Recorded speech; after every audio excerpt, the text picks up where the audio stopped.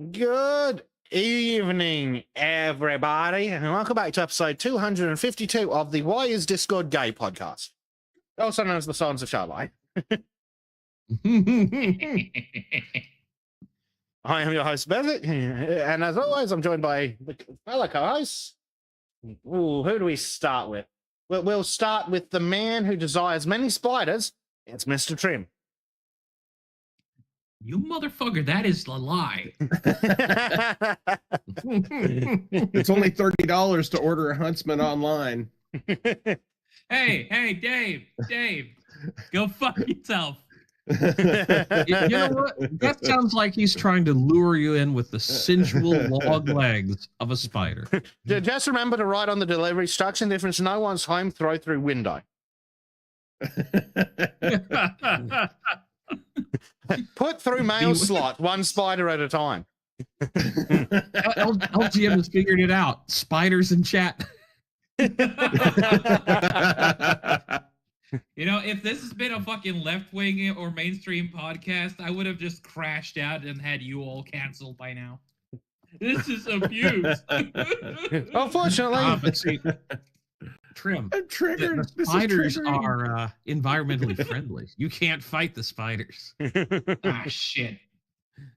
We need more spiders to diversify our economy, guys. Spiders for our GDP. Holy shit, that reminds me. All right, I've got to go digging through my archives. We're going to have one hell of a meme section today. Oh, no. It's just going to be spiders. Yes. The worst part is that the jumping spider is fucking adorable. You're going to get any spiders I can find, dude. Oh, well, Trim, the latest Small Cars video for you is the poisonous bird. What? Go watch the short later. You'll figure it out. Right, that one. Took him a moment, but he got there eventually. Yeah, that's right. There is actually a poisonous bird. Yep. We're also joined by Mr. Bleach, who was absent midweek, but made it back for the important podcast with us. He says accidentally slagging Dave. Yeah. He's also here, by the way. Hello, Dave. Hello. We had a fantastic podcast with Yiz. So yeah, it's been an interesting week. Interesting is good, as long as it's not, unsafe or terrible or gay or whatever. Well, funnily enough, that's basically Dave's whole segment. Shit.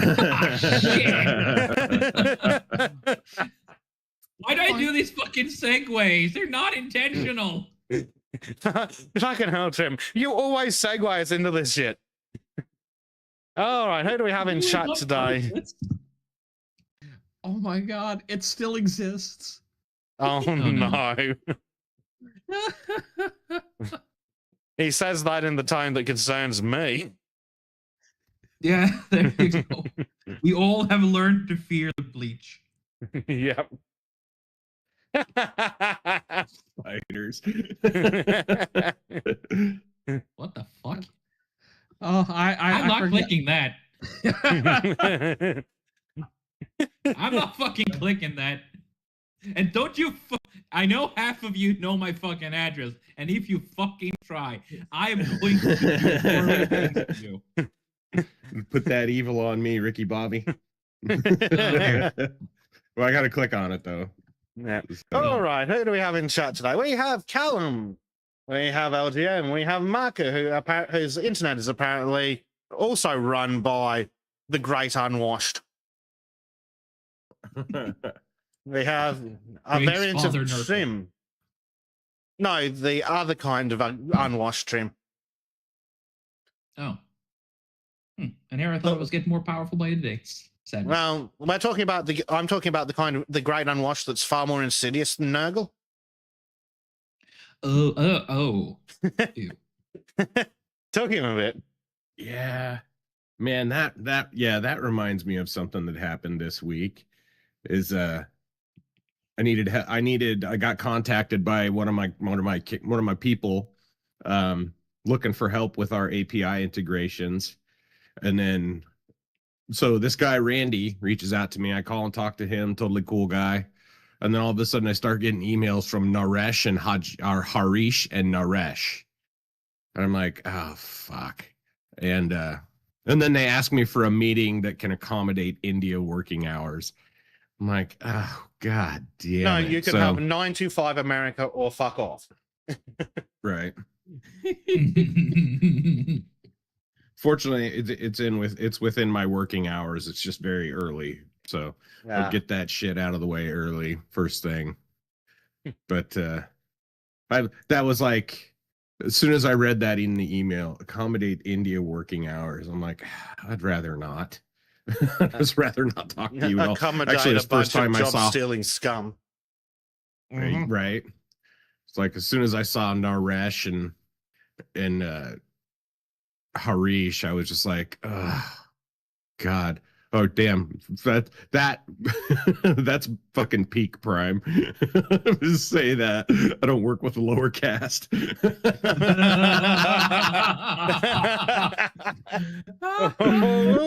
like that Stone Toss comic, right? Just like, lower caste. Yep. That would have been peak. Anyhow, yeah. So welcome Prime, welcome Frank. Good to see you guys. Yeah. We also have Blade in chat. Blade. Hello, Blade. It's going to be an unfortunate hour for We also it's going to be an unfortunate hour for Blade as well.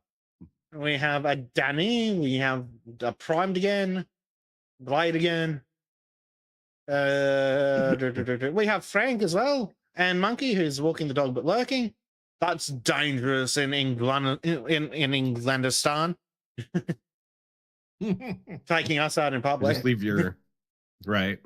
But make sure your headphones are plugged in, Monkey. No, wait, he's an Apple bastard. He doesn't have a headphone jack. Make sure your Bluetooth is working. Frank apparently keeps getting called by the great unwashed, calling him about IT jobs.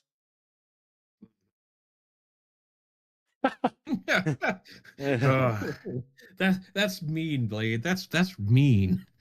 Fun fact. Learn the head bobble. Fun fact: the offensive accent is easier if you do that because it helps to get the timing right, the cadence of the yeah. Like no, it legitimately helps. It legitimately helps you get the cadence of the accent right. Because it's me. Oh shit, it does work. Oh my goodness gracious me! Very, very easy. Goodness gracious me! Everybody, let's go talk about our Isat. And of course. Oh god, we're off to a rip roaring fucking start today, aren't we? Right. Somebody had a curry. They're definitely ripping it. Ew. Right down the center of the street. Brown streaks everywhere. Yep. Prime's not having a good day though. He went to the local vet today. He's got a virus infection in his tonsils. Sounds like he smoked a can a day and eating feels like razor blades. Oh fuck, that's not pleasant. No comments? Okay, we'll move on.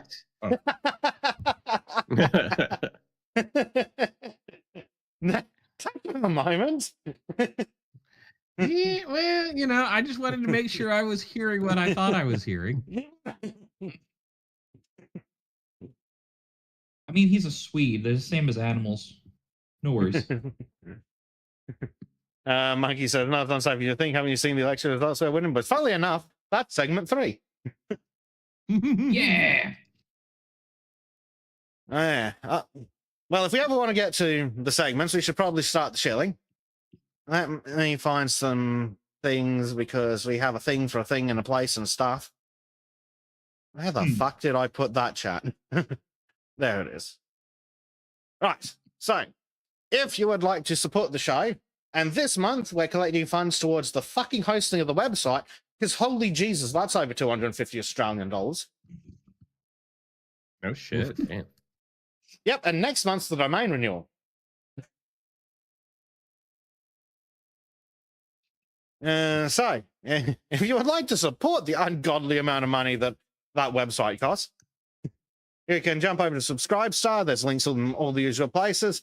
And starting at 5 of your fancy US shekels, silver dollars only, of course, you can get involved. You can get your name in the credits. You get to vote in polls if we ever get around to running them. Unfortunately, we're all too busy to run any of the things that would require polls. It's a problem. But you do get access to special Discord roles and channels, so you can talk shit about the Goyim while you're in your super secret special rooms. While Discord lasts, of course.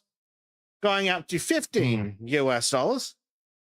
You get to submit video comments that we read live on the show. You get to join us for our monthly gaming hangouts. Speaking of which, I'm going to host another one next Sunday. So the 17th, I'm going to do another hangout because just to catch up from last month to make sure everyone gets their money's worth. So that's next Sunday, the 17th. Yes. Got it. So if you'd like to come hang out, you can, of course, if the subscribers know how to do that. If you'd like to join them, of course, many things can be arranged for monies. And then going up to 30 of your finest US dollars, gold backed only, and get to submit video comments that we'll view live right now. Conveniently, Callum has provided us one that I'm going to play now. Excellent.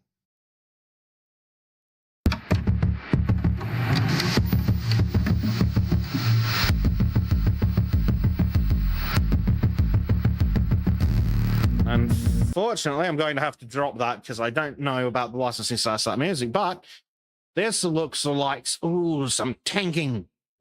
We're making tanks. We like trying to tanks. identify a tank from the hull. Yeah, well, it's a Is it some sort of T-64. Soviet tank? Oh, well. Oh, it's on the box. 2 of them, by the looks of it. Building in parallel, always a good idea.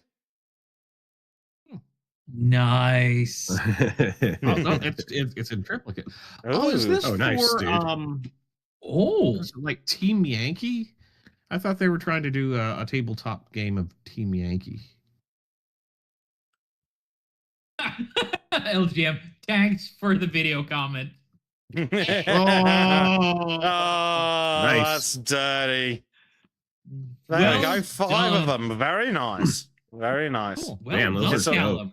It's a full squad there. Huh. Very nice. Very nice. I love watching time lapse videos like that. Yeah. And it's a good job on that, man, because it's hard to get your framing and everything right to Yeah. make sure that you have everything in there. Like whenever I was doing stuff like that, I had to fucking mark out a set on my map and be on my mat and be like, okay, I'm not moving from here. Yeah. Yeah, Unless you which is can a rig pain up in the one of ass. those super fancy overhead rigs. I mean, that's pretty damn good framing. And conveniently, it also has the genuinely box. impressed. Yeah, well done. And they all came together very nicely. He gets my thumbs up of approval. Keep going, dude. This is really well done. Yes. Very I'm- nice. Very impressive. I'm just sitting here. It's like, now I want to build models again. Yes. Oh, As it's God. intended to do. I want models too, but I don't even have enough space for me, let alone more shit. Oh, You man. know what? Fuck it. I'm while we're doing this, I'm going to buy a Hetzer model and have it sent to me. Nice. Oh, there we go. We can see the rest of the box. It's a full tank company. Oh, wow. That's a nice kit. Nice.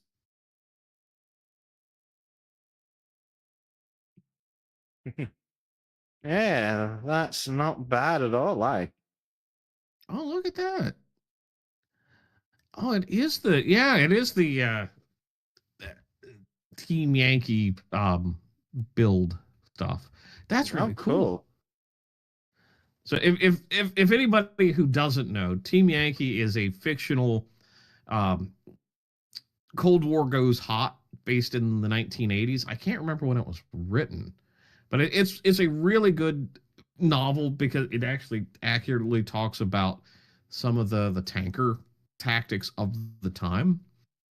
And because a buddy of mine was a tanker, it got the first M1 Abrams for his command back in the day. So he read through that and he's like, yeah, this is actually pretty accurate. So you know what's an actual problem? There is a I don't have Churchill enough crocodile model. Blame Callum. It's Callum's fault. Well, we're all just going to go model shopping. Fuck it. Can you do a Gundam model or some shit next? Maybe some more Battletech shit? Callum is a Battletech player, isn't he? Dude. Yeah. That's what I was thinking he was building these for. Kind of, yeah, his first video was Battletech one. It was. Yeah. You know what? If you ever do a Gundam one, I'll applaud that. They'll do it for one of the times when I'm back home because this is the last weekend. I'll be back in about 3 weeks after the weekend. You know, since Earl's popped in and he's talking about Panzer Company with Fallschirmjägers, the Fallschirmjäger helmet is like one of the last ones in my collection that I need to get for all German World War II helmets. Of course you do. Getting originals is hard, okay? Well, you should have gone over in the 40s like everyone else, you're right. Well, I would have. Actually, I was trying to get over there in the teens, but you know, something called time and space got in the way. Yeah. Those damn relative dimensions. Yeah. It's time and space is so white phobic because only counting for us apparently. Right. Oh damn! You could buy. Granted, it's like $120, but you could buy in a West German tank company, like the whole thing. Oh, that is cool. With helicopters and everything. What the fuck, Callum? I blame you for me being poor now. Oh, what's this? A hobby site. Oh, Italy. That's better than the friggin' Chinese looking crap. Oh, that's just a regular Churchill. That's not crocodile. Anyway, I'm going to put that away for later. Otherwise, Dave's going to be like, can you assholes shut the fuck up so I can do my segment? Yeah, I got to leave early today. Yeah. So we'll rapid fire. Unfortunately. Yeah. Well, it's for good purposes for a change. So. Yeah. But we'll rapid fire. I'm a mom boy, and I'm gonna go hang out with mom. So nice. Anyhow, we'll knock out the rest of the shilling and carrying on. Speaking of shilling, it's time for Dave to talk about his autism. Yeah. So, like I said last episode, we talked about the West and Western expansionism and kind of manifest destiny stuff. Not just American,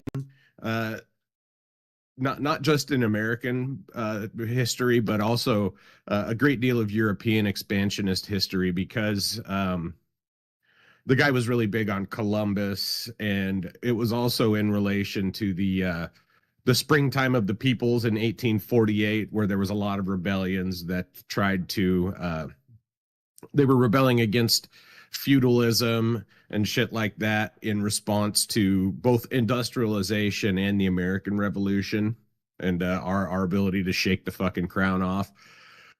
So it was a great episode with Yiz. If you haven't seen it, I recommend you go watch it. This upcoming week, we're talking about Gustave Moreau, who is a symbolist painter from France from the early 19th century. So we'll be talking about symbolism and a lot of he painted a lot of mythology, so it's going to be an actual mythology heavy episode, not as historical or religious as some of the previous ones have been. But yeah, it should be a good episode. He lived for a really long fucking time. Fortunately, he didn't start painting until he was a little bit older, so the biography portion doesn't need to be as exhaustive. But well, I'm be a happy good one. to say I'll be there. Yes. Oh. Yay. Be back to the regular hosts. So I don't know if I'd go that That's- far. He said regular, not normal. Yeah, fair. So that's this Sunday, or I mean Sunday, this fucking Thursday, at 7 p.m. Eastern time. Also known as 9 a.m. Friday because fucking time Right, or zones. Friday at 9 a.m. Australian time. Symbolism. Not symbolism. Symbolism. We're I gonna am symbolism all over. There'll be though. lots of Wow, stism. we're gonna tism all the There's a- tisms. There's always some tisming. I realized, like, every time I write one of these presentations and I start going down a rabbit hole and I'm like, oh, I'm getting into too much detail on it. And then I realize, well, it is Autist Circle. So, so it's okay if I get a little autistic about subjects. We're all a little bit of a lot of autistic here now. Yeah. Oh dear. So you can catch that on either Total Blackout Painting or Mr. Bleachy Demon's channel. Mm-hmm. Now that he's back this week. He's back in black. No, black's never been my color. Over at Chim's Art Shack, there'll be some more time lapses going up starting this Wednesday. There's been a bit of a delay there. Because We had a bit of a break. there's been a lot of bullshit going on all over the place, hasn't there, Jam? Yes. So we basically had a small break, and we're gonna start getting back into it again. As I said last time, the Simply Sketchies will be a bit more further apart, but it's at least gonna be more regular content from now on. Yeah. Speaking of the not quite regular but kind of regular content, Disco and I are playing Pirates. Well, we're playing Windrise, which is so fucking good. Especially once you get the sea shanties and you can just get what's his face, Sean Dagger, who cracking in. Oh, It's yeah. like, oh my shit. Well, so you can join Disco and I for that. So we should be going tomorrow. Hold on. I need to do the time zone calculation myself. In Britbong time, it'll probably be around 10 p.m. Sunday. Because the child needs to be extinguished.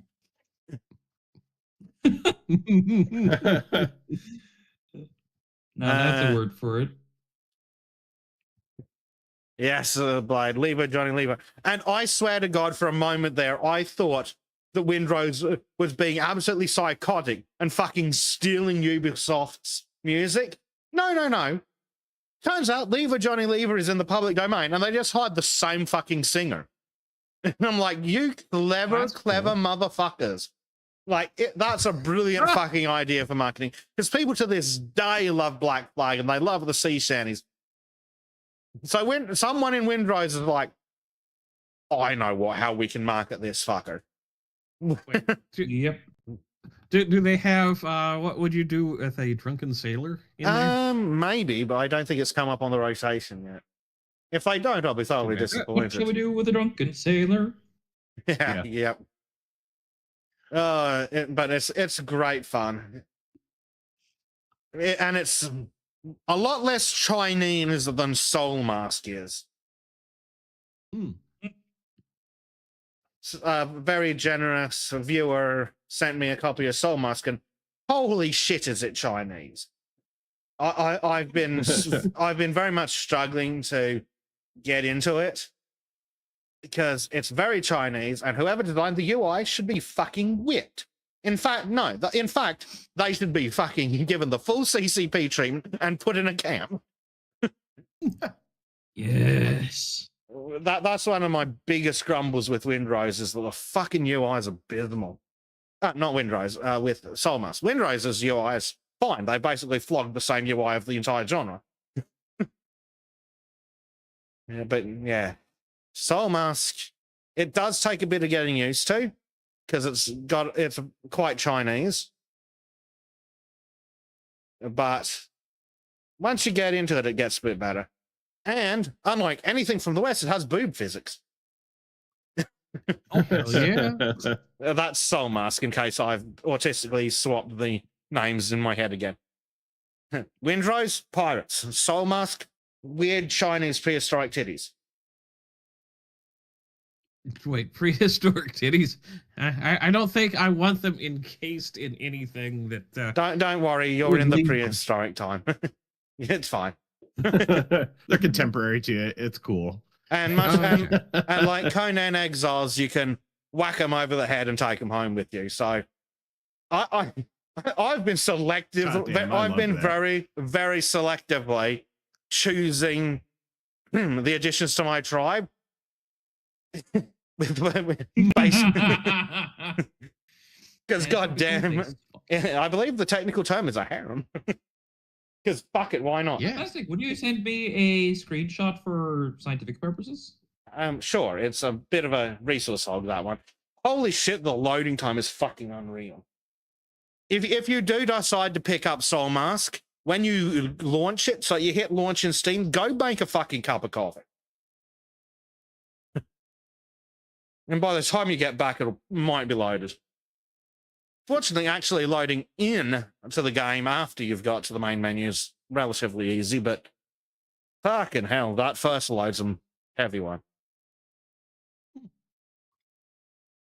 Yeah, probably loading Shaders Prime, but it fucking takes ages.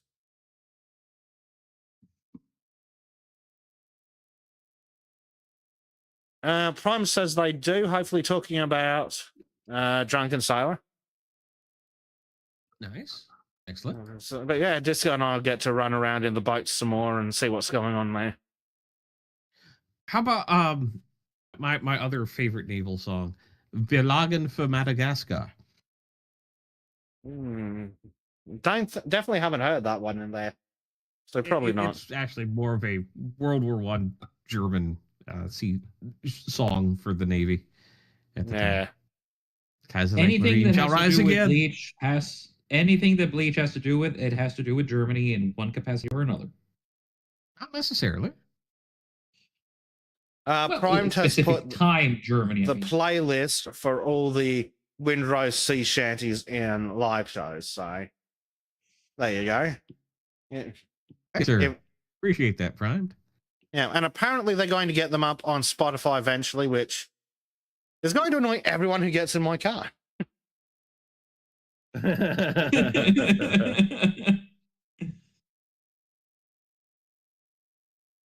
Right.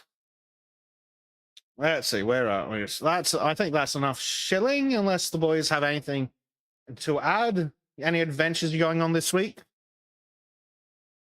I had an adventure this week, and that was playing a surprise stream of Divinity Original Sin with Rose Codal. Good fun. Ah, nice.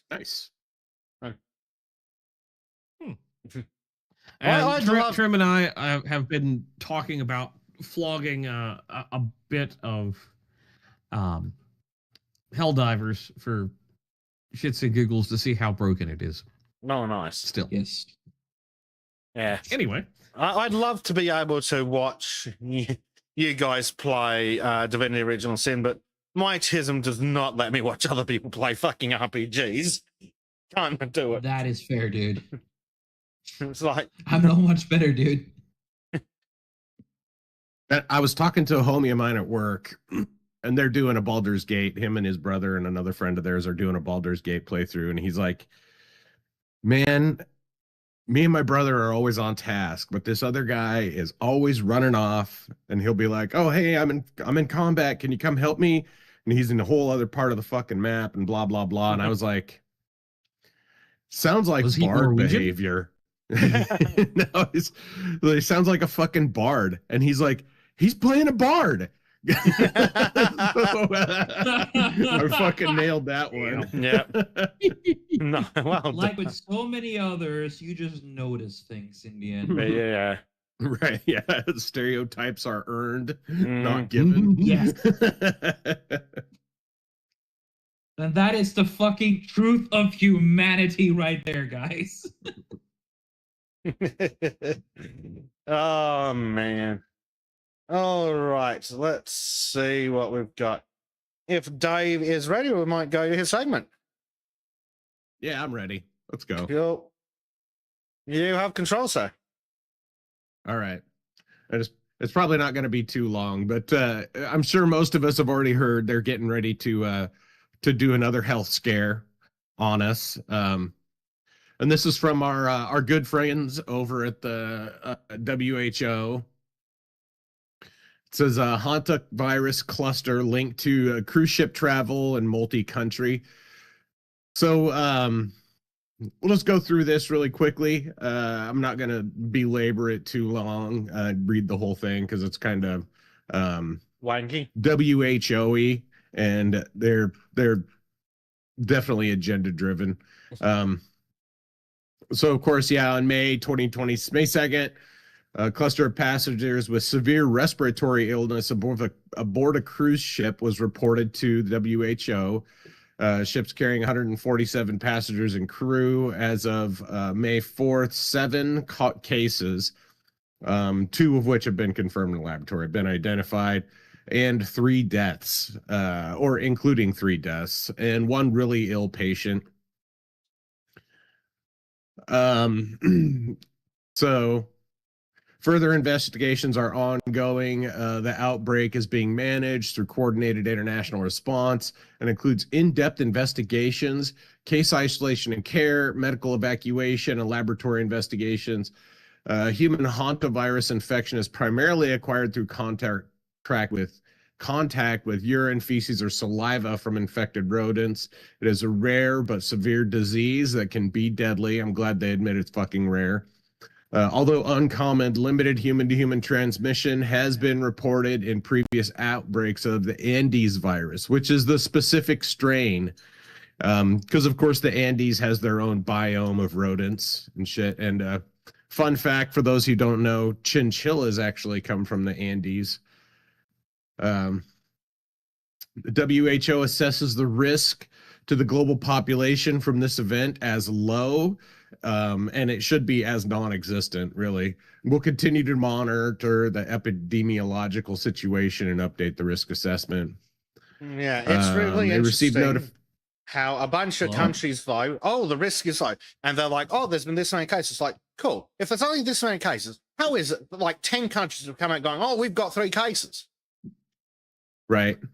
It's and it's even funnier because over here, like CNN is of course using this as a way to scare people, saying, oh, well, people don't understand. This it can go like up to 8 weeks without showing symptoms. And so they're going to have to quarantine everybody. And then anybody who's been in contact with them, and then anybody who's been in contact with blah, blah, blah. Fuck you.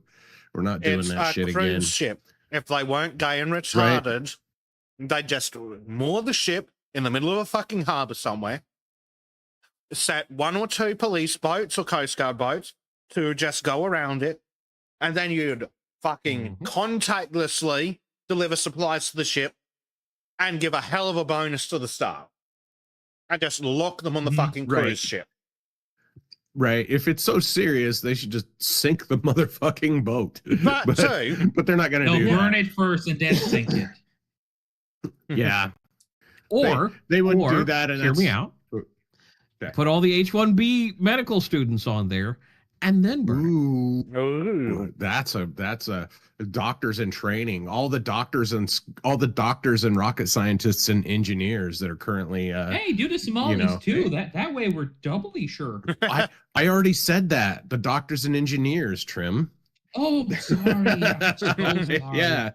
That already was said so that. racist of me, guys. They already know. They're all doctors. Anyhow, so Yeah. the vessel departed. You don't listen to Dave because he's black, isn't that right? Yes. Actually, it's because Actually, he's Jewish. What? oh, I'm buying a ticket to Norway to come beat your ass now. I just have to find a good price. Go to let him say for a travelthing.com. Yes, with I gotta- William Shatner buying your tickets. Well, Spirit Airlines is gone now, so you're in trouble, Dave. Yeah. Oh man. No more drinking, so- farting, and fighting in the air. The vessel departed from Argentina on April 1st and followed an itinerary across the South Atlantic with multiple stops in remote and ecologically diverse regions, including mainland Antarctica, South Georgia, Nightingale Island, Tristan da Cunha, St. Helena, and Ascension Island. The extent of passenger contact with local wildlife during the voyage or prior to boarding remains undetermined. I'm skipping. I don't know how to pronounce that, and I didn't bother looking it up. Don't give a shit. Doesn't matter. The vessel carries a total of 147 individuals, including 88 passengers, 59 crew, which we already talked about. As of May 4th, the vessel is moored off the coast of Cabo Verde. So here's the summary of the cases. There's an adult male. Case 1 developed symptoms of fever, headache, and mild diarrhea on April 6th while on board the ship. By April 11th, the case developed respiratory distress and died on board the same day. No microbiological tests were performed, and the body of the passenger was removed from the vessel to St. Helena on April 24th. Case 2 is an adult female who was close contact of case 1. Went ashore at St. Helena on April 24th with gastrointestinal symptoms and subsequently deteriorated during a flight to Johannesburg, South Africa. On April 25th, she later died upon arrival at the emergency department on April 26th. On 4th of May, the case was subsequently confirmed with PCR with hantavirus infection. PCR! Contact tracing, yeah. Yeah, that's totally reliable PCR testing. Contact tracing for passengers on the flight has been initiated. I'm sure that her being in South Africa emergency department really had nothing to do with it. Case 1 and 2 had traveled in South America, including Argentina, before they boarded the cruise ship on the 1st of April. Case 3 is an adult male presented to the ship's doctor on the 24th of April with a febrile illness, shortness of breath, and signs of pneumonia. Yeah. On April 26, his condition worsened. He was medically evacuated from Ascension to South Africa on 27th of April, where he is currently hospitalized in intensive care unit. Laboratory testing on an extensive respiratory pathogen panel was negative. However, the PCR testing confirmed hantavirus infection on the 2nd of May. Right. Serology sequencing and metagenetics genomics are ongoing. And case 4 is an adult female with presentation of pneumonia who died on the 2nd of May. The onset of symptoms was on April 28th with fever and general feeling of being unwell. 3 suspected cases have reported high fever and or gastrointestinal symptoms and remain on board. Medical teams in Cabo Verde are evaluating the patients, collecting additional specimens for testing. So I'd like to interrupt with some notes on propaganda, if I may, please, Dave. Go for it. Let's hear it. Cool. So case 1 and case 2. Interesting description. Adult male, adult female. How adult? Were they adults in the 60s? By any chance? Right. Or maybe the 70s? Additionally... Yeah, adults of a vulnerable population. Yeah. Additionally, number 2, close contact with case 1. Yes, but you also mentioned at the end that case 1 and 2 are traveling in South America. Is that because they were a couple? Sharing a bed? And faces? Or needles? Right.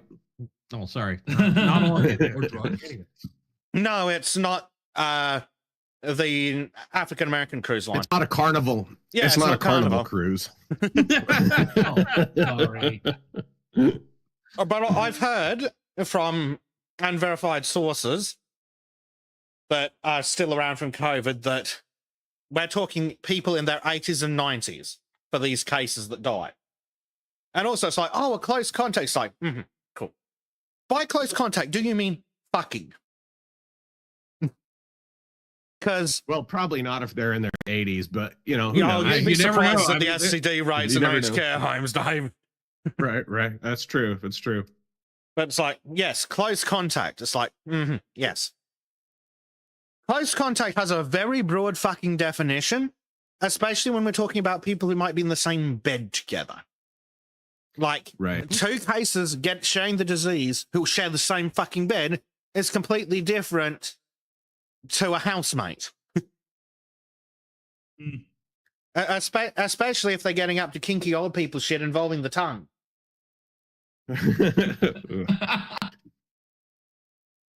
So yeah, if grandpa's been getting his fuck on, it's like that's a completely different scenario to the fucking neighbor. Right. Well, I don't know. That's Is the this a weirdest way retirement of saying home, or- old people having sex, Bessic. Dave started Well, that. I started it. Yeah, I said it in chat. Old people, I mean, they often die of like pneumonia. Mhm. Like the flu kills when the flu kills people, it's mostly fucking old people. Yeah. Right. Well- Like it's not the high school kids that are dying from the flu. It's the people who are kind of on the border already. Yeah. So Those who have been here since like 2020 may remember the case from Australia, the horrible COVID death of the 90-year-old woman who was already in fucking palliative care when she caught fucking COVID.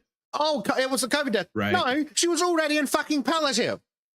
She did not die of COVID. She died of whatever the fuck put her in palliative. Which, by Right. my understanding, was being fucking 90.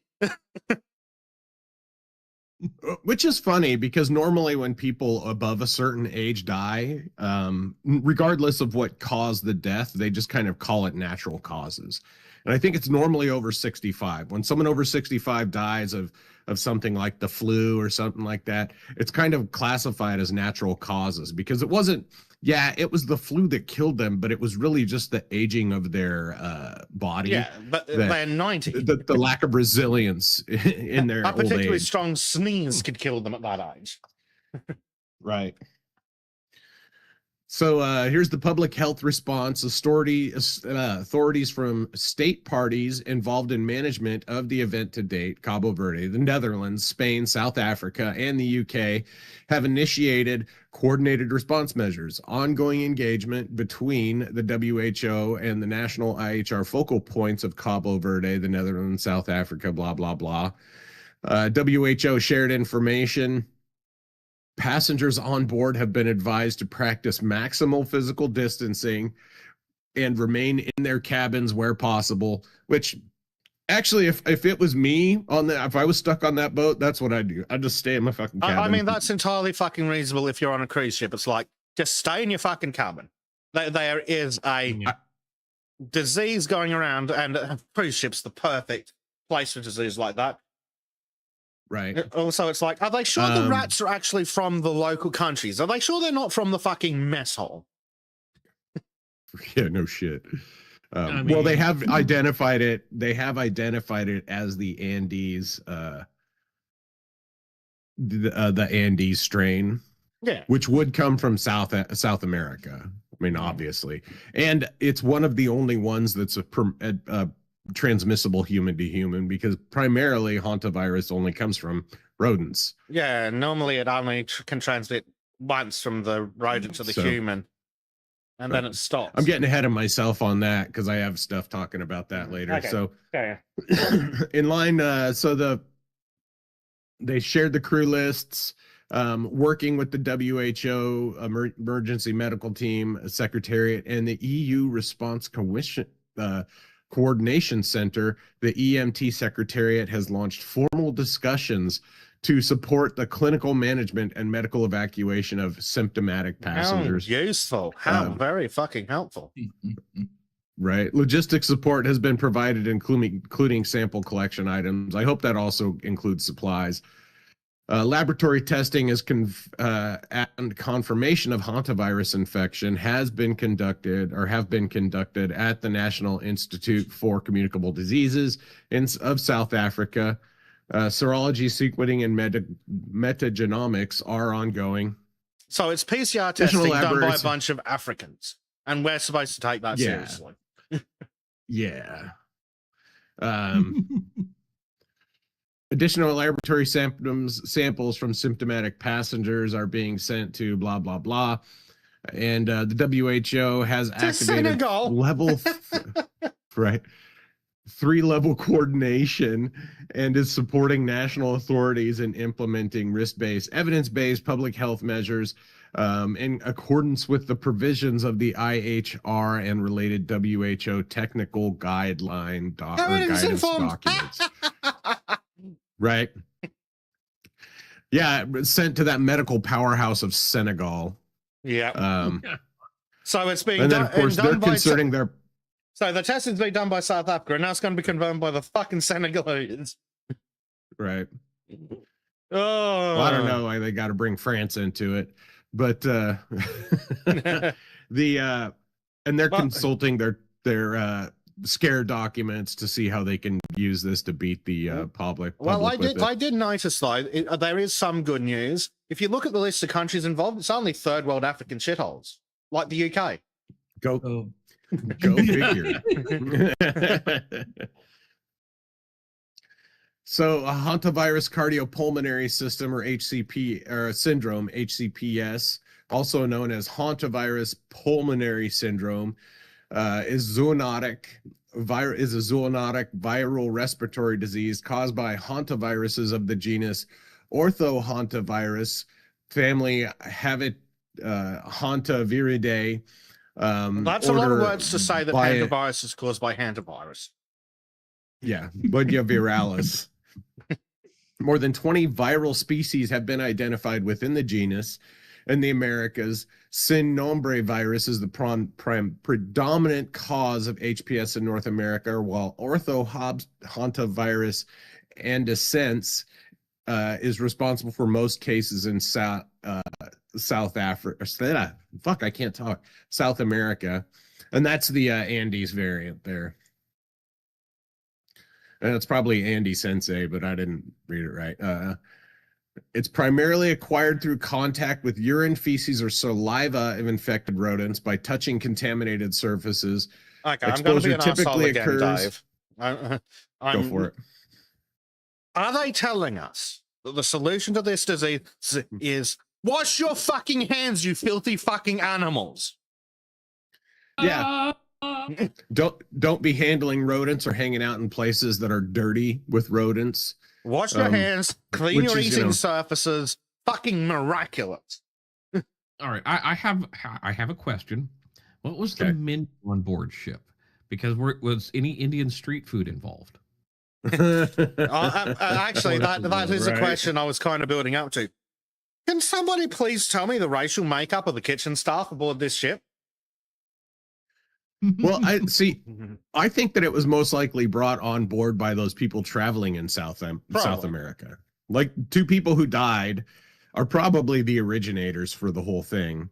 And they just brought it with them after they fucking experienced the local, the local enrichment of South America. Yeah, and then they proceeded to not wash their fucking hands at any point and go touch random shit. And this is why Trim stands there with a label and a ladle and a knife at the buffet. And if anyone even fucking thinks about putting their hand near it, they get one of them. Right. Yep. Thank you for reminding me about that. It's tourist season and the French have been released again. So exposure typically occurs during activities such as cleaning buildings with rodent infestation. So it's like not the just kitchen on board this ship. Yeah. Though it may also occur during routine activities in heavily infested areas like South America. Wash your fucking hands. Right. Human cases are most commonly reported in rural settings, such as forest, fields, farms, where rodents are present, and opportunities for exposure are greater. HPS is characterized by headache, dizziness, chills, fever, myalgia, and gastrointestinal problems such as nausea, vomiting, diarrhea, and abdominal pain, followed by sudden onset of respiratory distress and hypotension. Symptoms of HPS typically occur from 2 to 4 weeks after initial exposure of the virus. However, symptoms may appear as early as 1 week and as late as 8 weeks following the exposure. Yeah, okay, so you are And probably this is right what that they it's were- the two fuckers from South Africa. Yeah. And this is what the media is keying in on a lot now. 8 weeks following the exposure. They're like, oh, we got to lock everybody down for 8 weeks because we don't know who's exposed and it could take that long for stuff to blah, blah, blah. They're leaning heavy on that. Of course. Hantavirus infections are relatively uncommon globally. In 2025, in the region of the Americas, 8 countries reported 229 cases and 59 deaths, with a CFR of 25.7%. In the Yes. European Of region, Diagnosed, tested, confirmed cases, not including Right. people who went, oh, fuck, I've got a fever and vomiting and I'll take some fucking Gatorade and some Panadol and tough it the fuck out. I won't Right. show up in the... so Europe had 1,885, which is 0.04 per 100,000, so really low. Quick question. Between And I know Yeah. they won't have the answer, so it's a very rhetorical question. But of those 1,885 hantavirus cases in the European region, how many of the victims had recently traveled to Europe from their fucking filthy home country? right, Their How much- filthy third how much world came Middle with that Eastern with- shithole or African shithole? like how much of that came with the enrichers? Exactly. You know, Just like how many polio. scholars and lawyers brought that over, right? So in East Asia, particularly China and the Republic of Korea, hantavirus hemorrhagic fever with renal syndrome continues to account for many of thousands of cases annually, although incidence has declined in recent decades.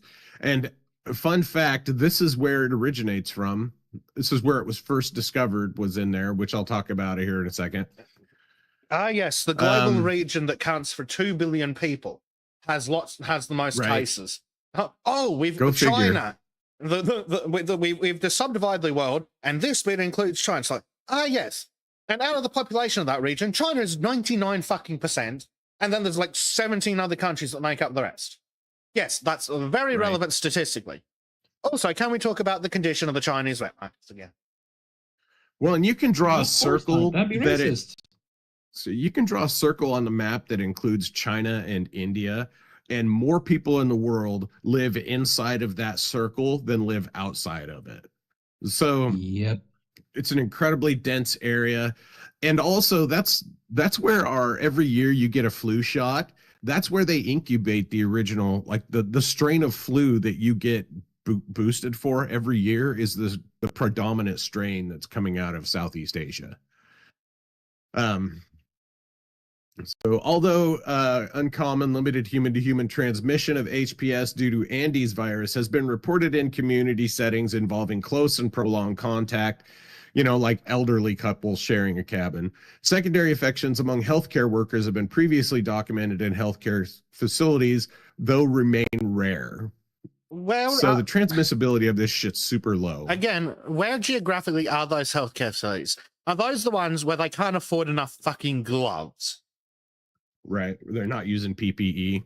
Yeah, because they literally don't have it. Like, if the They don't WHO understand the wants to do concept, and they something, can't afford it. well, some of the doctors would, and some of the doctors are doing their best. Like, there are legitimately some doctors, probably quite a few when you think about it in absolute numbers. There's going to be a bunch of doctors in hospitals and the like in Africa going, hey, WHO, instead of stuffing billions of dollars through the UN to terrorists in the Middle East, can we have some fucking gloves? Right. Nah, So that's asking too much. the rest of this is just kind of talking about the what the WHO recommends and stuff. Don't have sex with rodents or rodent fuckers. Right. Vigilance among travelers. So it's a lot of just common sense shit. In healthcare environments, standard precautions should be applied for all patients, including hand hygiene, environmental cleaning, safe handling, blah, blah, blah. It's really just the basic stuff. Wash your fucking Right. hands.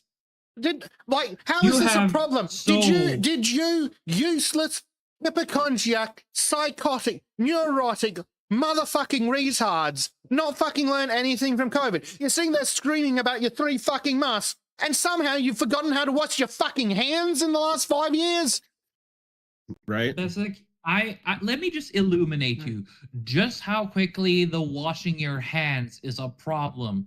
Even years after this fucking pandemic bullcrap, we still have to stop people at the door to make them wash their fucking hands when leaving the toilet. Ugh. Well, you Adult probably God. you human probably still beings. have to yell at training staff. Oh no, we are actually pretty strict with our own people. Well, I know you are last strict with time your own didn't people. wash- I- No, here's I've the known thing a though. few people- If we don't wash our hands, there's an immediate consequence in the form of the gastric flu. We had one case on the ship, and it spread like wildfire because some fuckers were too lazy. And after that, we've been freaking 1940s Germany when it comes We've to just, washing your hands. and that's what pisses me off. We just had these neurotic, psychotic fuckers with COVID, and they haven't figured out that you can still carry a little squidgy bottle of fucking hand sanitizer, even though COVID's fucked up. Sorry, Dave, you were about to say something and just steamrolled you. Sorry. Oh no, yeah, I've known a few people that didn't wash their hands after they use the bathroom. And they're fucking animals. It's the easiest thing. Just wash your goddamn hands. But anyhow, so this is an article from the Panic Media, and I'm not going to go through all of this, but I just wanted to, it had a good map in here. So this shows where it started, where the Hondas departs from Argentina. A 70-year-old man. First passenger, 70-year-old man. 7. So hey, got it. oh yeah, and here's his 69-year-old wife. Got it. Did I not call every fucking part of that? Right. Like another one up the basic. And here's the WHO considers the risk to the wider public from the outbreak as low. And on Friday, the WHO said a flight attendant on the plane briefly boarded by an infected cruise passenger has tested negative. Her possible infection had raised concerns about the virus of potential transmissibility, which is nothing. Well, you know, there are still idiots that think that COVID's airborne. No, it's not. It's fucking droplet borne. Right. If it was airborne, I'd be fucking shooting anyone who came into the yard. So passengers on the ship worry about how people will treat them. In interviews with the AP, 2 Spanish passengers, speaking on condition of anonymity because of fears they'll be ostracized once on land, said that despite the outbreak, their days aboard have passed with relative tranquility, which I would bet everybody's in their cabin. Well, no shit that they're concerned. Because remember when people were threatening to kill the fucking first case in such and such a community during COVID? It's like, oh, first reported case. Here's the picture. And people are like, well, we'll get him. Yeah, no wonder these people are fucking scared. And that's another problem with the fucking COVID reaction. People aren't going to say they're sick because they don't want their psychotic neighbors to fucking kill them. Exactly. Like it's a fucking zombie outbreak. It's like, oh, I've got a bit of a fever. Ah, zombie, bang. Yep. And people are fucking halfway there during COVID thanks to the fucking lamestream media. Right. Hey, here's a positive thing, by the way, to the whole COVID bullcrap. My parents, and especially my mother, has apologized to me for putting a lot of pressure on me during the whole, oh, you got to get vaxxed, you got to get vaxxed. And she actually admitted that you're she not was dead swept yet? up in the panic. Yeah, that too. But she also admitted that she was swept up by like the panic caused by the state, Well which is a done. really Yeah. big step coming from my mom. Just saying. Yeah. So countries scramble to track passengers who disembarked. 7 from the UK, 6 from the US, 3 from the Netherlands, 2 from Canada, Switzerland, Turkey, unknown. I don't understand how they have that. Germany, Denmark. Those were probably the cartel people. St. Kitts and Nevis on April 24th, nearly 2 weeks after the first passenger had died on board, more than 24 people from at least 12 different countries left the ship without contact tracing. Dutch officials and the ship's operator said Thursday. That's the panic. It wasn't until May 2nd the health authorities first confirmed hantavirus and a ship passenger, the WHO said. And this just goes on to talk more about the people. Health officials in the U.S. detailed plans for American passengers. The U.S. agreed to send a plane to repatriate about 17 Americans who are still on the ship. Those passengers will be quarantined at the National Quarantine Unit at the University of Nebraska Medical Center and Nebraska Medicine. Trial. Yeah, they're just going to put them in a hospital for a few weeks. The hospital said Friday, doctors will determine how long the quarantine will last after assessing the passengers. Dedicated biocontainment and quarantine unit in Omaha previously was used to treat Ebola patients and some of the first COVID-19 patients. Nebraska Medicine is one of a handful of hospitals in the U.S., right, with specialized treatment units for people with highly dangerous infectious diseases. We are prepared for situations exactly like this, which is why they're the National Quarantine Unit. That makes sense. And the British government said it will charter a plane to evacuate the nearly 24 British nationals on board. Yeah, but are they British people or British nationals? And can they just be left? Right. So I've got some stuff here that I'm not going to put up on screen, but I've got the origin of the hantavirus, which actually, excuse me. Was it a pangolin fucking hantavirus? Well, so the hantavirus was first discovered during the it was called the Korean hemorrhagic fever, and it was first recognized during the Korean War in the 50s, when thousands of US and UN troops developed what they called Korean hemorrhagic fever. So basically, the first time real doctors made it there. the first time American doctors made it. It wasn't actually isolated until 1976, when this guy, Wang Ho Lee, and his team found it in a striped field mouse near the Hantan River, which is why it's called the hantavirus, because it was from near the Hantan River. So this was the guy that first identified it. His first major finding was the identification of the etiological agent of hemorrhagic fever with renal syndrome, referred to as Korean hemorrhagic fever, which was first recognized, of course, like I just said. By the war's end, there were more than 3,000 cases with an initial mortality of 14.6%. And 76, Lee and his research team discovered an antigen in the lung tissue of Aspodem agrarius, which is the striped field mouse, or Apodemus agrarium, captured in Songnae-dong. Jesus Christ, I'm not going to fucking finish that. Using an indirect immunofluorescence assay, the antigen was found to specifically react to serum samples taken from patients with HFRS during the discovery period. The team named it the Korean antigen, went on to isolate it from blood samples of hemorrhagic fever patients in 78 and successfully proliferated the virus in A59 cells in 1980.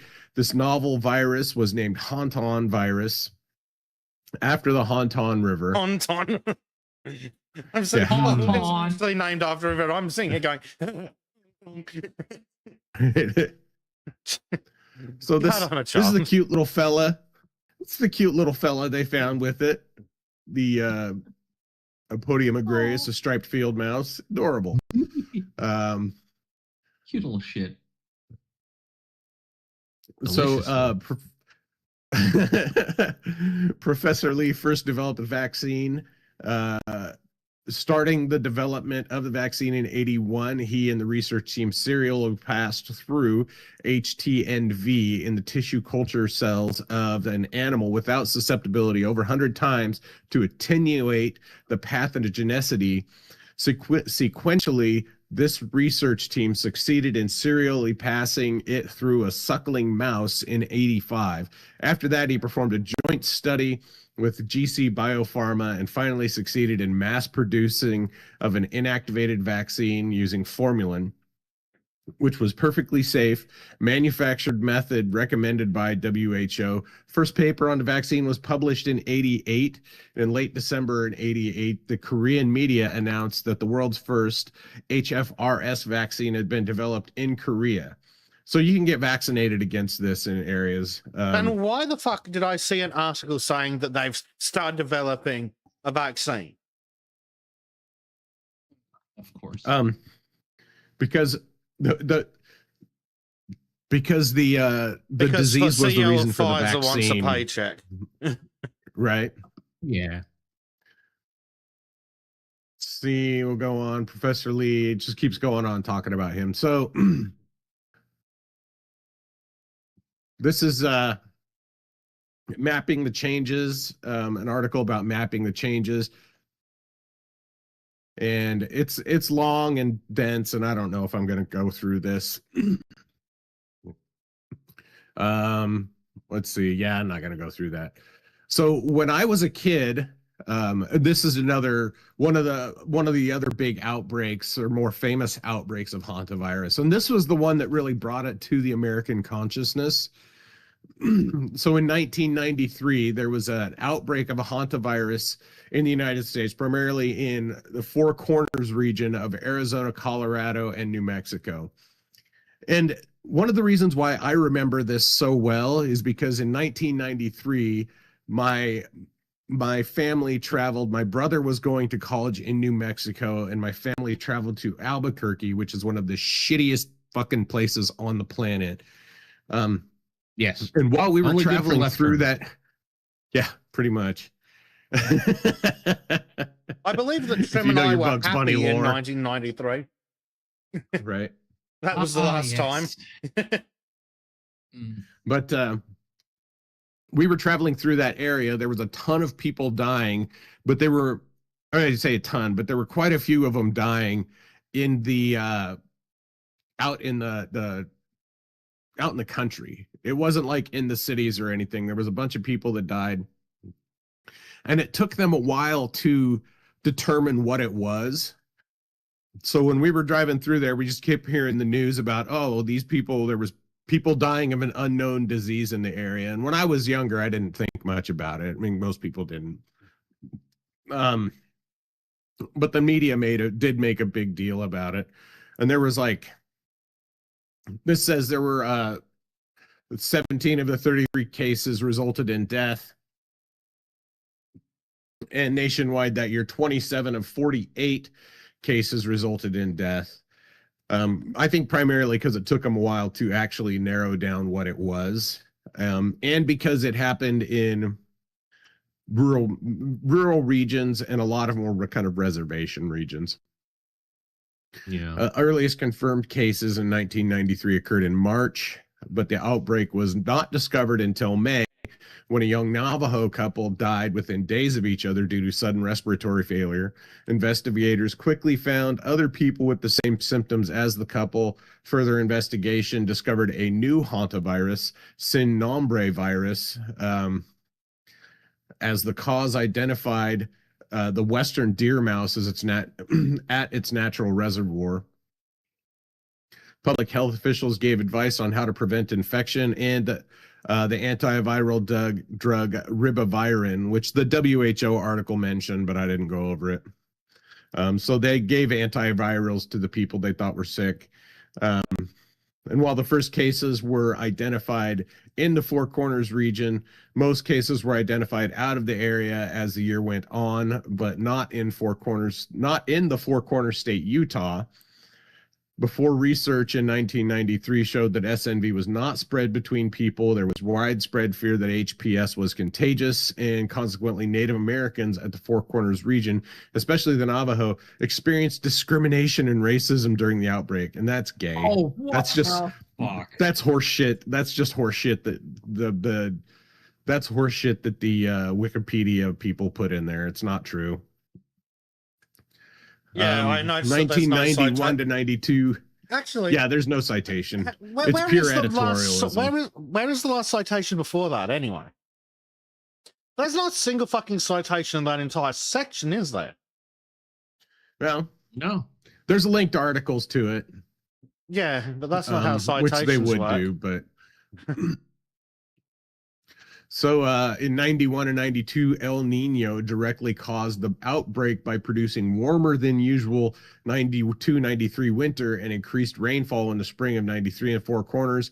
And this increased the amount of vegetation available for rodents, for food and shelter, which led to a significant increase in their numbers.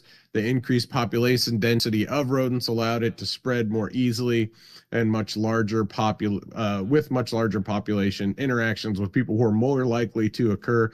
Further research has uncovered that HPS cases before the outbreak, as far back as 59, since the outbreak, hantavirus has caused HPS, have been identified through the Americas, North America, like I talked about previously. So this was the frequency, the territory, the whole number of cases. So there was 1 in Idaho, 4 in Nevada, 10 in Arizona, 18 in New Mexico, which I'm surprised. That's a dirty ass shitty state, and 5 in Colorado. Mm-hmm.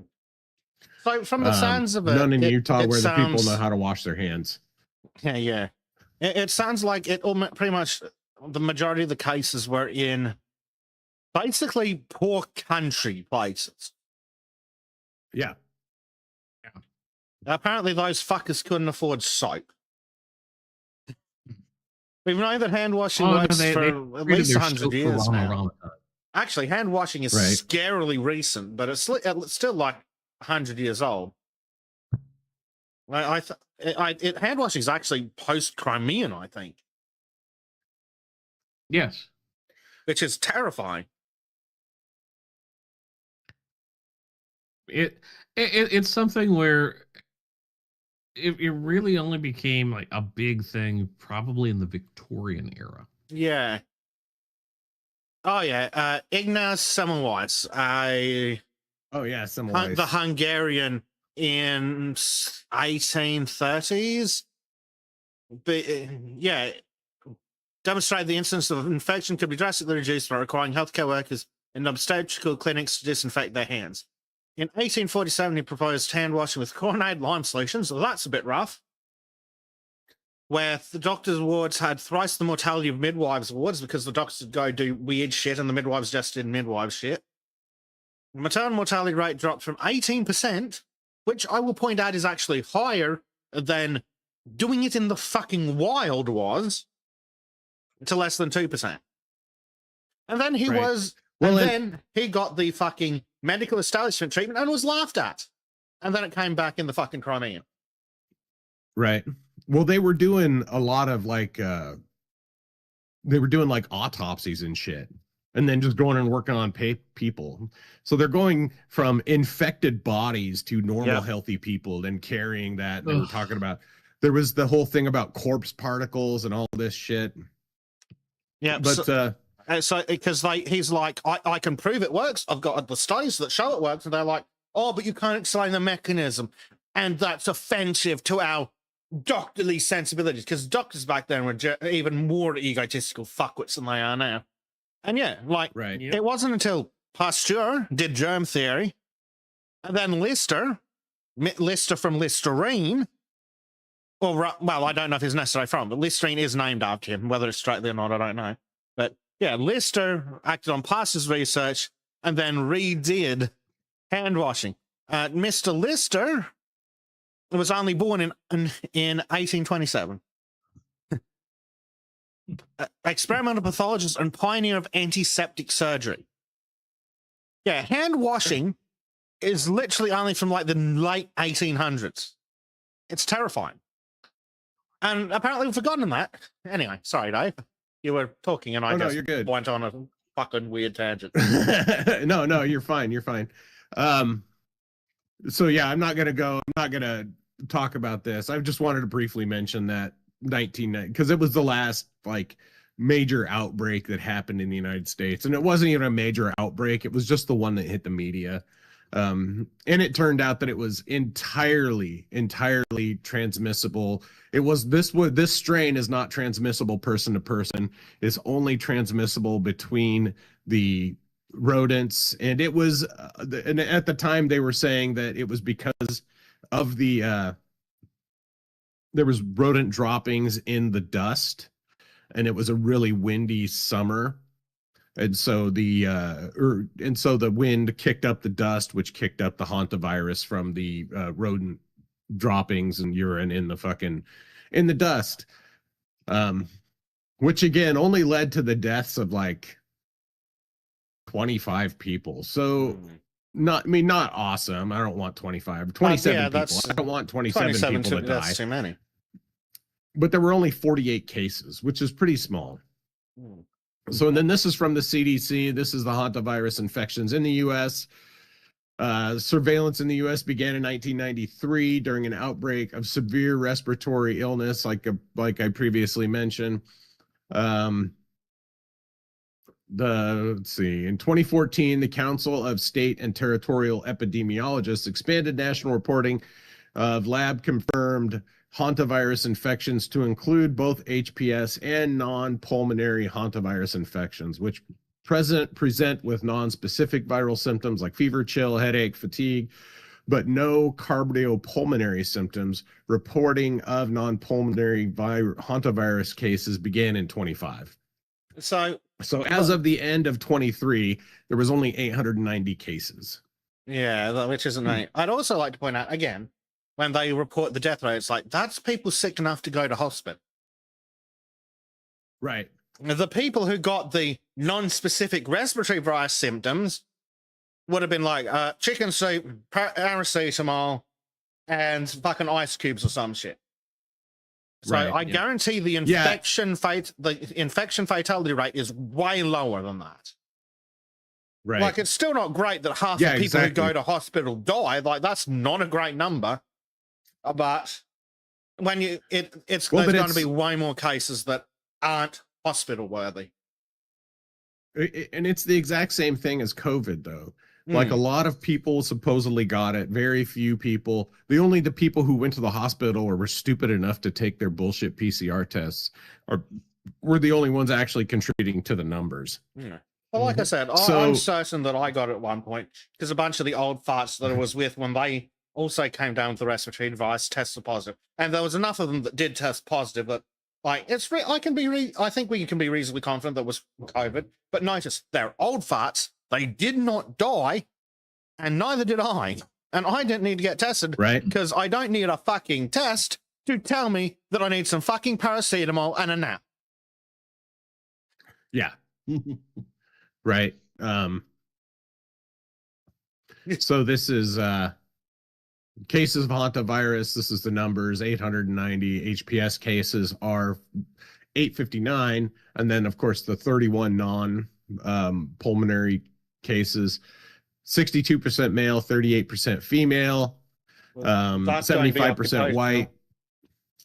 Yeah, that's going to be occupational. 75% white, and that's just because they, made up the majority of the people. 75% white. Right. Or at least it was once. And I don't know why the ethnicity, this is kind of funny. Ethnicity is you're either Hispanic or not Hispanic or unknown. or Latino or unknown, which is weird. Oh, that's The medium useless. age of the cases is 38 years, 5 to 88 years. Yeah. So Now, there may have been now a few show me young kids median that age got of it. deaths. Right, exactly. And then cases of hantavirus infection occurring west of the Mississippi River. So this is a Western problem, and that's because it's the Western United States is largely a desert. Which ties into what you big were saying deserts. about the dry dust kicking up, and it's got the droppings and rah rah rah. It's Yeah, also a exactly, lot of farming in that area, isn't it? But it's not directly desert, Yeah. it's farming. Well, I mean, there's a lot more farming than that overall, but still, the point stand, it's very, very dry. Everything can aerosol almost instantly out there. Yeah. And so that's pretty much what I've got. That's the end of my resources. Like I said, I kept it kind of short. Even though I did waffle on quite a bit, but that's the latest. This is the latest health scare that they're trying to foment. This isn't like monkeypox where it's gonna go away because kids start being infected by kids and dogs are affected by a sexually transmitted disease.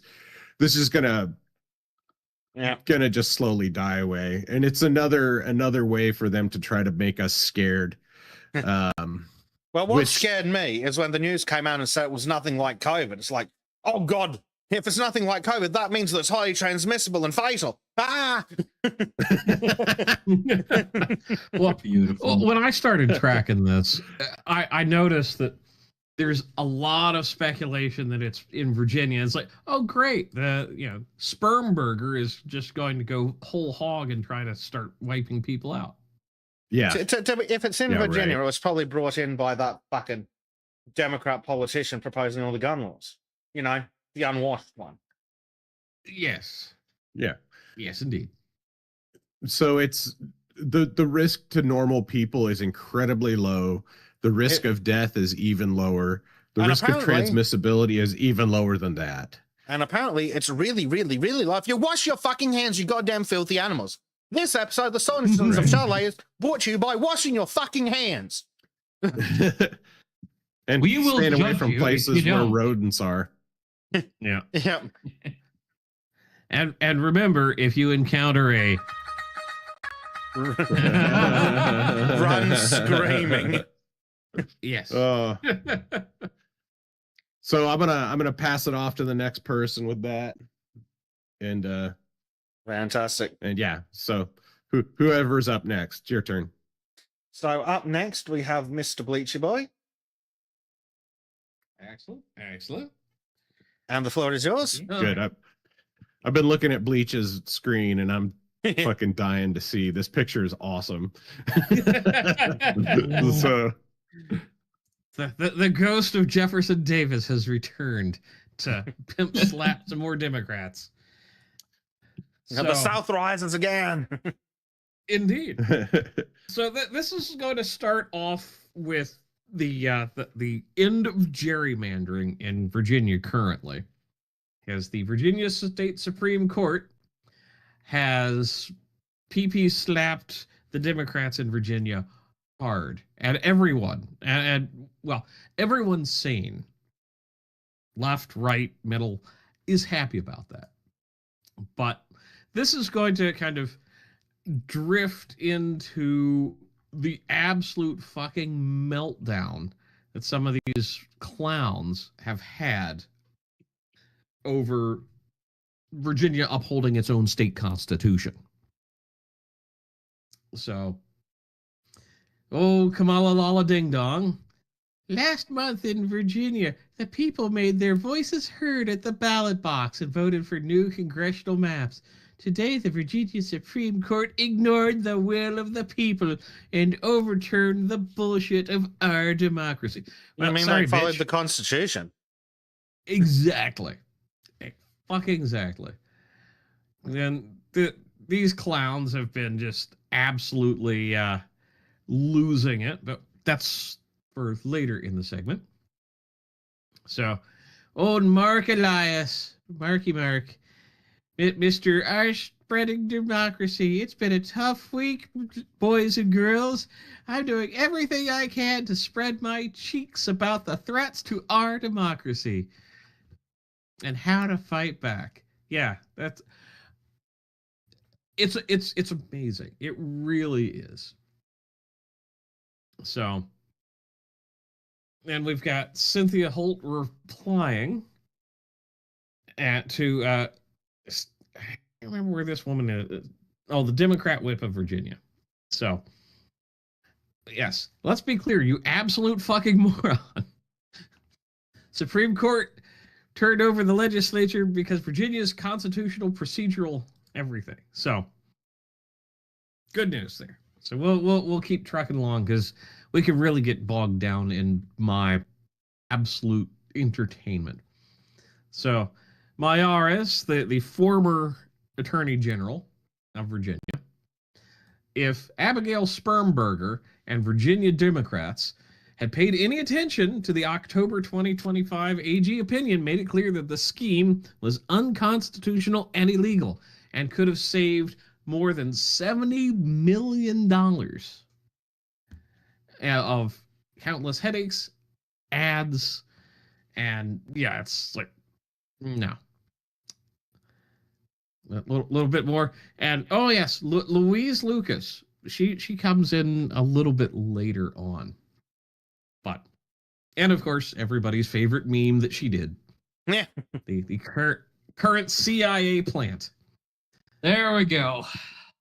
So this is the little faggot that decided that guns were not good. And is that the one he's that's from not Bangladesh. American and not even human? Yes, he's from he was hatched in Bangladesh with the rest of his swarm. So I'm disappointed in the Supreme Court of Virginia's 4-3 decision to silence the voices of 3 million Virginians. This is one of the bigger ruling on our map. It's whether democracy still works for the people it's supposed to serve. Bitch, you don't care about democracy, you care about power. And we're going to see that as a recurring pattern. Mm-hmm.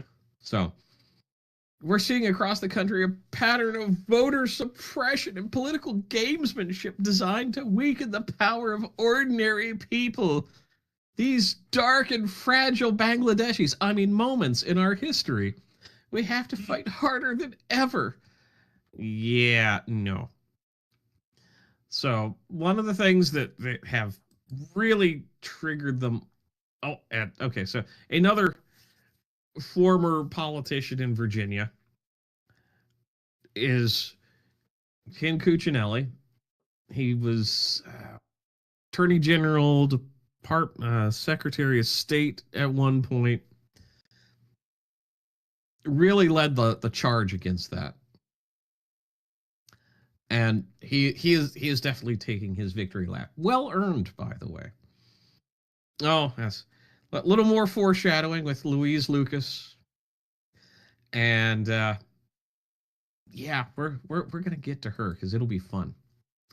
So, for a fucking goddamn New Yorker, the Supreme Court just ruled that racial gerrymandering claim must include intentional discrimination. Tennessee Republicans have immediately responded by stopping early voting. Yeah. Hell yeah. To split the majority black district in the state. Jim Crow 2.0 cannot stand. And then, oh no, he's crying, quick, burn the Constitution. So that was a little bit of a out of sequence, but you'll get it. Oh, duplicated that one. So this is the current state of things, and so we've talked about it previously with the gerrymandering and the Voters' Rights Act of 1965. Portions of that got struck down because it was basically along the lines of you need to have racial groupings because apparently being an individual doesn't matter according to the 1965 Voting Rights Act. And you had to let ethnic minorities vote as blocks, or it's somehow racist. You know that? I don't understand that. How dare you? But, you know, so somehow that's how it worked. So, yes, modern McCarthyist here. I don't think people understand how much of an existential crisis the Democrats are in.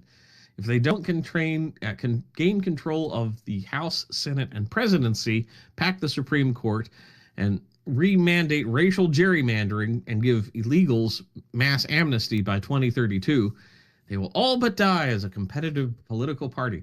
It's kind of like Labor is doing to themselves, and the Tories have already done.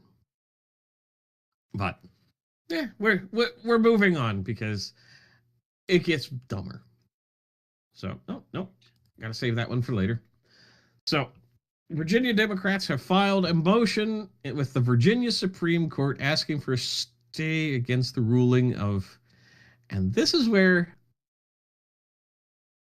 so, yeah, Supreme Court motion to delay issuing mandate, Commonwealth of Virginia appellants, Don Scott, Scott Sorville, Louise Lucas, keep that name in mind, by counsel have moved this honorable court pursuant to Rule 539, delay issuing the mandate for the above captioned matter. Commonwealth has informed counsel that for all parties of its intent to file, yada, yada, yada. So, they're upset that they can't get their way. What else is new? And that's not relevant. There somewhere in here, there is a massive and idiotic misspelling, and it's very entertaining. So, yeah, and then this clown, Republicans in Utah are willing to pact to overturn courts with redistricting. Democrats in Virginia should do the same. This absurd partisan anti-democratic ruling. Eat a dick, Texas Democrat House communicator. So, here is the ruling from, oh no, this is the wrong thing. My apologies. So, there's just been so much about this because I'm trying to do two tangential things and get them to work. So, yeah, and then here is old sperm burger herself, clasping her hands in fear this time instead of glee of tax dollars. More than 1 million Virginians cast their votes in Virginia's redistricting referendum, and a majority of Virginia voters voted to push back against a president who said he's entitled to more Republican seats in Congress with a temporary and responsive referendum to make their voices heard. That's like 3 Virginians in three lines. What the fuck? Lady, get somebody else to write your shit. I'm disappointed in the Supreme Court of Virginia's ruling, but my focus as governor will be wrecking everything the voters have information necessary to make their voices silenced in November in the midterm elections. The voters will have the final say, unless it goes against my will. And this clever lad here, I don't know, maybe follow the Virginia Constitution. It's literally spelled out. So, and then, yeah, since Virginia won't let the voters decide, Spermberger should follow the lead of Texas, Florida, and Tennessee and just impose a new map on the state. No. They tried that. They fucking tried that. This clown. My daughter was killed in the Parkland school shooting, and I'm all over gun violence and huffing my own farts. It's like, sorry you lost your kid, dude, but her corpse is not one to be standing on. And also, if they actually had a gun, they could have protected your kid. Just because Yes. he's a fucking coward doesn't mean everyone else should be cut. Exactly. So, this is not the Louise Lucas that we need to focus on, but so the Virginia Supreme Court has nullified the will of the people. Oh. It's like, yeah, we're witnessing voter suppression, but lawfare on a massive scale in real time. That's fucking rich. Right. So, yep. The old Seal of Virginia here with one of the lobster districts, which I just thought was entertaining. And get shucked lobster. So, oh, look. Back to Louise Lucas with her 10 fucking 1. Her shirt. Oh, no. Oh, look. She's trying to make shirts out of this. Oh, no. No.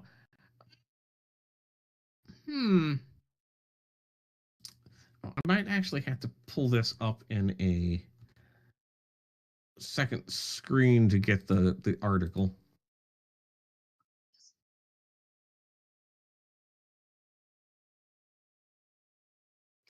But it is interesting. So she is a yes. Yes. I will pull that up. So Louise Lucas, Democrat, and then we'll just read through this one so I can go over to the other screen. Breaking news: Virginia Supreme Court has overturned the results of the state's retarded election. Interesting.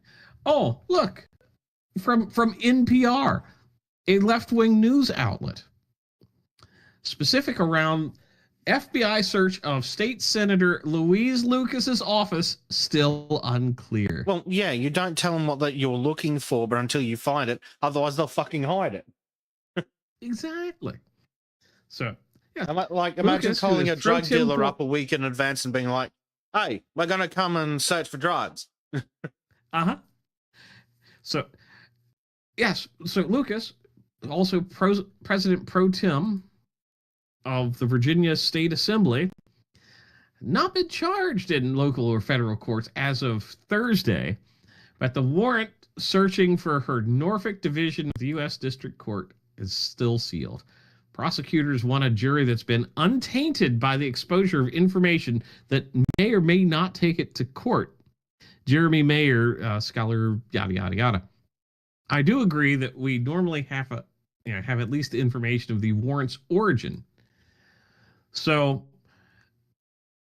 this bitch, who's the one that's like, oh, look at my 10-1 t-shirt. I'm just going to go and be an absolute bitch about everything, is being investigated by the FBI.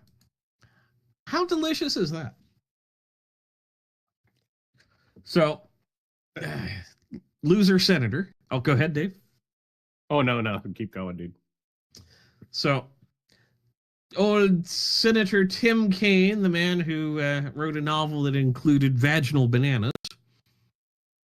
Look it up on your own.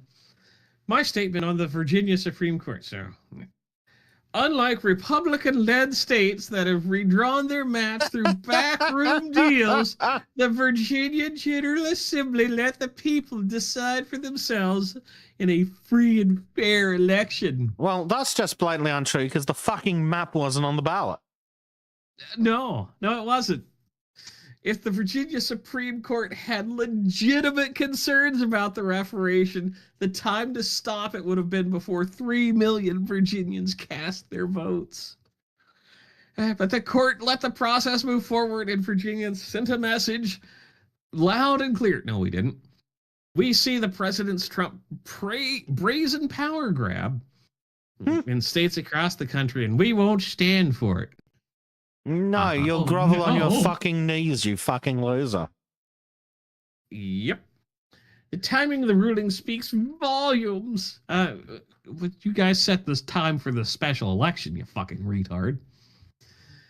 The U.S. Supreme Court eviscerates the Voting Right Act in a lawsuit brought by Jan 6 extremists and You mean Southern the blatantly states. unconstitutional Voting Rights Act? Yes. Jesus Christ. And Southern states. Virginia is a Southern state, you mouth-breathing shitbag. To craft backroom deals disenfranchising minority voters and candidates. No, it's eliminating voting blocks. Yeah, and you idiots Meanwhile, aren't disenfranchising everyone else? Right? I wish they did. What? No, true. No. If that had passed, they would have been like, you get one Republican for the entire state. We're turning into Massachusetts. Really? Because, Tim, I know what you mean. I know that you're saying that we shouldn't let blacks or women vote, but it just didn't work. I agree, but the phrasing just didn't work. Yeah, Fair. Your timing was off, sir. Yeah, the timing was off. I can't win them all. So, yeah, and then Hakeem Jeffries says House Democrats are exploring all options to overturn this shocking decision. Shocking, and that it violated the state constitution. Really? All right. So, this mouth breather, either or, from North Carolina, so has no dog in the Virginia fight. The 4-3 majority opinion in a 20-page rambling discourse on semantics, drawing on Ralph Waldo Emerson and Samuel Jackson, the dissent by the Chief Justice concisely shreds, quoting the law and Virginia Constitution, 4 people overturned 3 million votes, and that's 1,000% political. No, see, as this brilliant individual says, cry harder, faggot. Excellent. So, and then we get this gentleman, as a Virginian who opposes preposterous 45-day early voting window and permanent absentee mail voting that lists Democrats foisted on Commonwealth, find it savory that this exact petard on which their illegal redistricting amendment was hoisted. Indeed. So they're losing their minds, and it's all over things that they created, which gets even better. So old Kyle, who I always thought was a name for Is Bleach full robot for anyone else? Of it. We've lost Yeah, Bleach. he roboted. Skynet has got him, and I think we're actually having connection issues with the other thing as well. Yes, we have actually lost the other stream. we have lost the screen share, Bleach, and we've lost the Bleach. Huh. All right, I can hear you, but I don't know if you can hear me. We can Let me hear go you, hear but- something. We can hear you now. but apparently he can't hear us. No. Right, cool. I'm going to hit the button. We'll be back shortly, chat.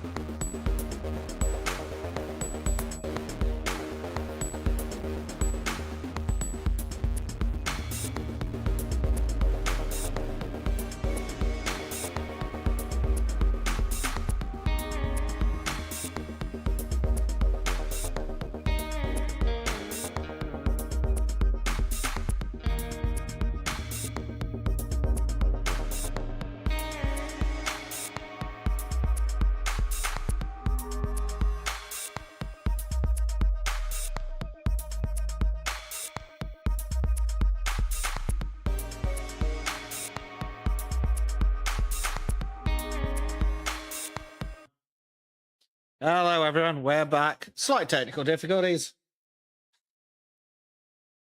Paid my bills on time, damn it.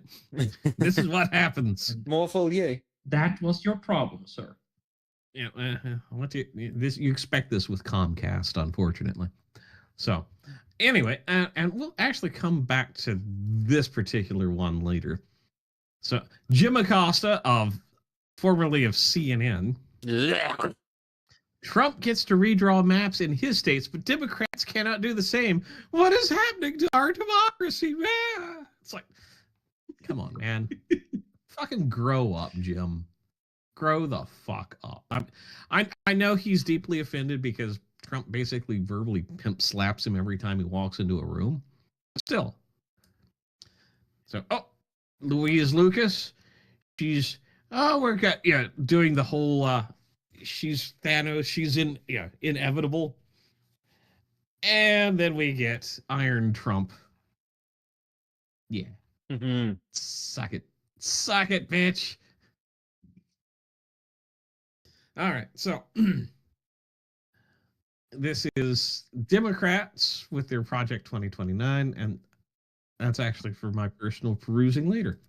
Anyway, so it kind of shifts into this interesting paradigm. So we're going to jump over to old Gavin Newsom himself.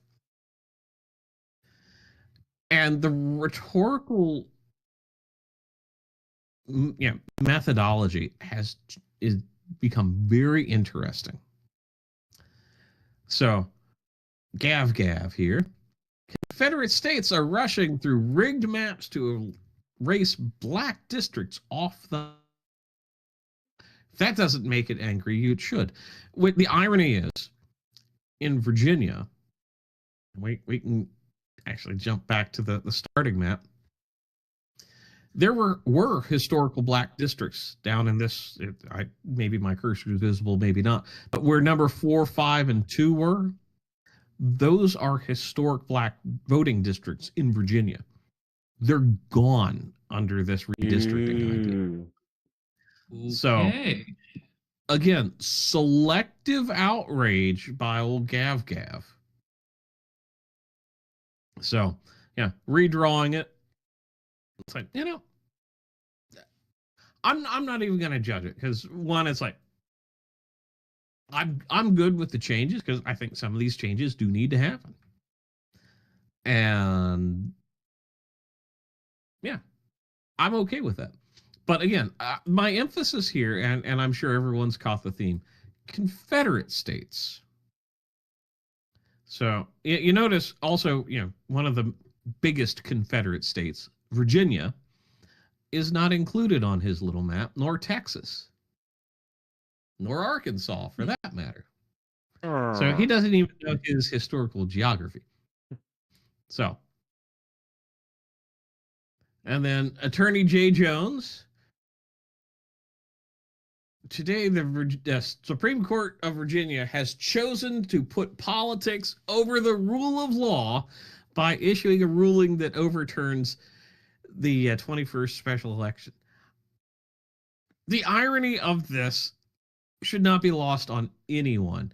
He is saying they've chosen politics over the rule of law where the vote violated the rule of law. And the reason I picked this was Molly here. I sure hope you're not going to kill the justices in front of their children for disagreeing with you on unconstitutional gerrymandering. The man who voted to kill families. Yes, this man.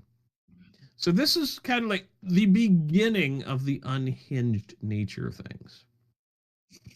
So we'll hop back to so his response to Goldman: Republicans are creating Jim Crow 2.0 racists. Democrats from Jim Crow 1.0 are accusing everyone of Jim Crow 2.0. Typical Democrat showings here. So then we get this clown. we should have put Confederates in death camps. Oh, fuck off. Oh, yeah. I have it's a suggestion of what we can do with him, but I think that might count as actionable. Yes. Mhm. So, old Kyle Kinklinski. Got it. Republicans are literally Kyklinski, begging you for say? violence. Yes. The double standards and shameless hypocrisy can't hold. Something's gotta give. Interesting.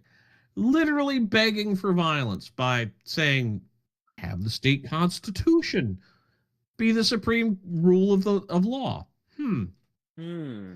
It's always what they demand. Exactly. Some flavor of curry. Virginia Democrats should ignore the court and just implement the map that was voted on by the people. That's what Republicans are doing. No, Jesus it's not. Christ. So, Great Society Enjoyer, for those that don't know, that is how we got everything fucked over with all the social health care and welfare that is generational now, that's destroying families across the country. Frankly, I think the Democrat Party should get more authoritarian. Jay Jones should lead the way by indicting members of the Virginia Supreme Court and all Republicans that stand in the way of our agenda. They literally are just fascists, aren't they? Yes. Yeah. Oh, yeah. And I mean that literally, minus the autistic ramblings about religion. But by every other conceivable metric, they are literally fascists. Yes. Yeah. It's almost as if it's in their nature, isn't it? If you removed the connotations of fascism as as the pejorative, they are definitionally fascist. Yep. So, this clown who is an academic advisor at UVA. Yeah.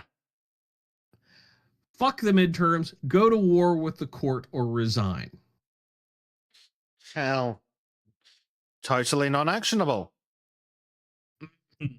I'm shocked the Virginia Supreme Court invalidated the will of millions of Virginia and 2 general assemblies, one that was called improperly into order. With that said, I love my district and looking forward to keeping it blue as we fight Trump's attacks on our community. What the fuck Jesus does this Christ. have to do with Trump, you fucking retards? Trump doesn't even know what's happening in Virginia. No, he doesn't even care. But again, this is other shit. Yeah. So then this guy, I haven't really paid attention to his political bias, but this is just some batshit crazy woman wandering around shouting shame at the Supreme Court of Virginia on the street. Does she even know what she's upset about? No. Oh my God. I mean, yeah, it's like this poor old man. He's like, "What the fuck, crazy lady? Go away." I'm going right back into court. Yep. So, But yeah, they're definitely not more lobster encouraging meat. violence against the Supreme Court of Virginia. Definitely not. No, they're not. Not by saying No, things they like can't go be. to war with them or completely ignore them. Yeah. Or try them for treason that somebody said at a different point. So my next question is, if they're saying they'll just ignore it, can the Supreme Court of Virginia hold politicians in contempt? Because that'd be fucking hilarious. I believe they can. Or in violation of a injunction. That could be even more interesting. That would be fucking hilarious. So this guy, be Virginia, create laws, rush mid-decade map override to override bipartisan commission, use special session for constitutional change instead of regular session as required, skip required intervening election between 2 legislative passages as required by law, exceed limited budget only authority of 2025 special session, start voting before completing mandatory 90-day public notice, pass House bill violating state code and rules, use misleading ballot language, blame judges when you're not allowed to break state laws. profit. So this is where we get into the real batshit crazy world. Don't respect their decision. Republicans don't give a fuck about the law. Why should you? Yeah, that's not inflammatory language at all. No, not at all. And then this response, lifelong Democrat. Cute how you still think we're going to vote our way out of Trump's fascist takeover. Voting is a waste of time. They're just going to rig the next election. Republicans have always redrawn maps, and ICE is going to arrest black and brown bodies if they show up to the polls in November. They can arrest these Democrat- gutless cuts something? too. Uh-huh. Can I ask you guys something before we continue? This is just something that bothers Yes, me. we can deport the Every gutless time- cowards. Well, that too. Okay, that was the second one. But here's another one. Have you noticed every single time the freaking left speaks about people, it's never speaking about them like people. It's bodies or individual. It is something. Well, that's it's just intentionally technology. dehumanizing. Living That's why they things. call us Nazis. Exactly. They don't call us Nazis because we're I mean, yeah, Nazis. but it is, They call us Nazis not because even- the appropriate treatment for a Nazi is I storming know the that one. beaches. I know that one, and it makes sense in their own way to dehumanize their opposition, but they're now, I will say- dehumanizing their own. I will say that this individual is more right-leaning typically, so this is a parody. Ah, But this is literally what, yeah, because it's Democrats are just the fascist uniparty. Woke 2.0 is going to be decoupling yourself from the system. This is Operation Chaos at its finest. But Yeah, the reaction is, yeah, the next president frankly needs to be a tyrant. Yeah, hmm. this is getting people riled up. And yeah, it's just which they I- dehumanize not only their enemy, but they're also themselves. Well, they're communists That's the at thing. heart. But But- they're completely detached from reality and don't view humanity as part of their in-group. and the reason I included this post here was how difficult is it to tell the parody from the actual unhinged nature of the left. Exactly, because I Yeah. have seen leftists talk this way as well, and hell, it's been like this for how many streams we've done where we find something we're like, are we sure this is a joke or real? Yeah, Yeah. and again, another legit Democrat. I want Democrat Party that fights twice as ruthlessly as the Republicans. No more reaching across the aisle bullshit. There's no middle ground with these freaks who are actively trying to undermine the will of the people. These fuckers Thank wouldn't know you, what the will of the True people was if it Mm-mm. pulled out the fucking Stars of Stripes, started singing It's a Long Way to Tipperary, and fucking marched on fucking Virginia. Yeah. I am aware I've butchered the shit out of that, but it's funnier. Mhm. Better than what I would do. So old Hamas pickle tickler. Oh my god. The Virginia Supreme Court has denied the results of redistricting referendum. SCOTUS has gutted the Voting Rights Act, and Tennessee carved up the last dim district, destroying black voter power in the state. And then this is a quote from JFK, but without any context, those who make peaceful revolution impossible make violent revolution inevitable. Funny, that's what we've been saying for the last 6 years. Yeah. Now, they And- really love and then, to of think of course- themselves as the resistance without realizing that they are, in fact, the They national are the power socialists. structure. Yeah. They've always been the power structure. And like Fluffer Boy Binger Mhm. wearing the fucking Rebel Alliance pins while he was trying to put a fucking 17-year-old in prison for life. It's like, no, you're not fucking a Rebel Alliance. You are literally the Empire, you fucking psycho. the although we always have to acknowledge, fight Sam Hyde, you pussy. Oh, he knows what would happen if he tried. Yep.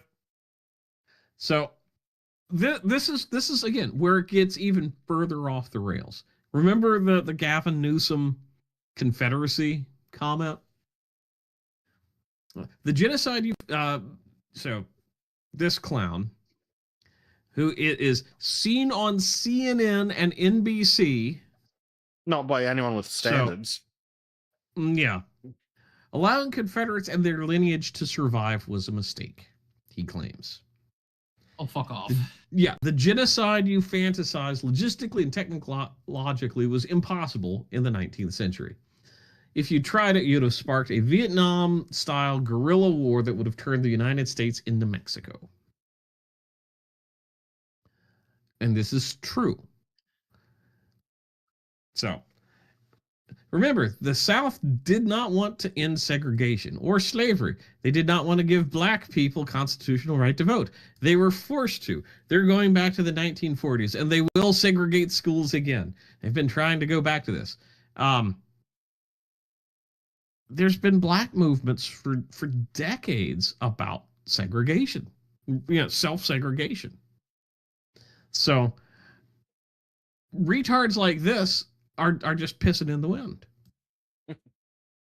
So, yep. Then another response: when you're telling people working themselves up to genocide, promise I'm not overselling it. Again, about this McNamara clown. And I mean, I think he's been drugged so hard in the comments that lovely meme. So yeah. Then we get it.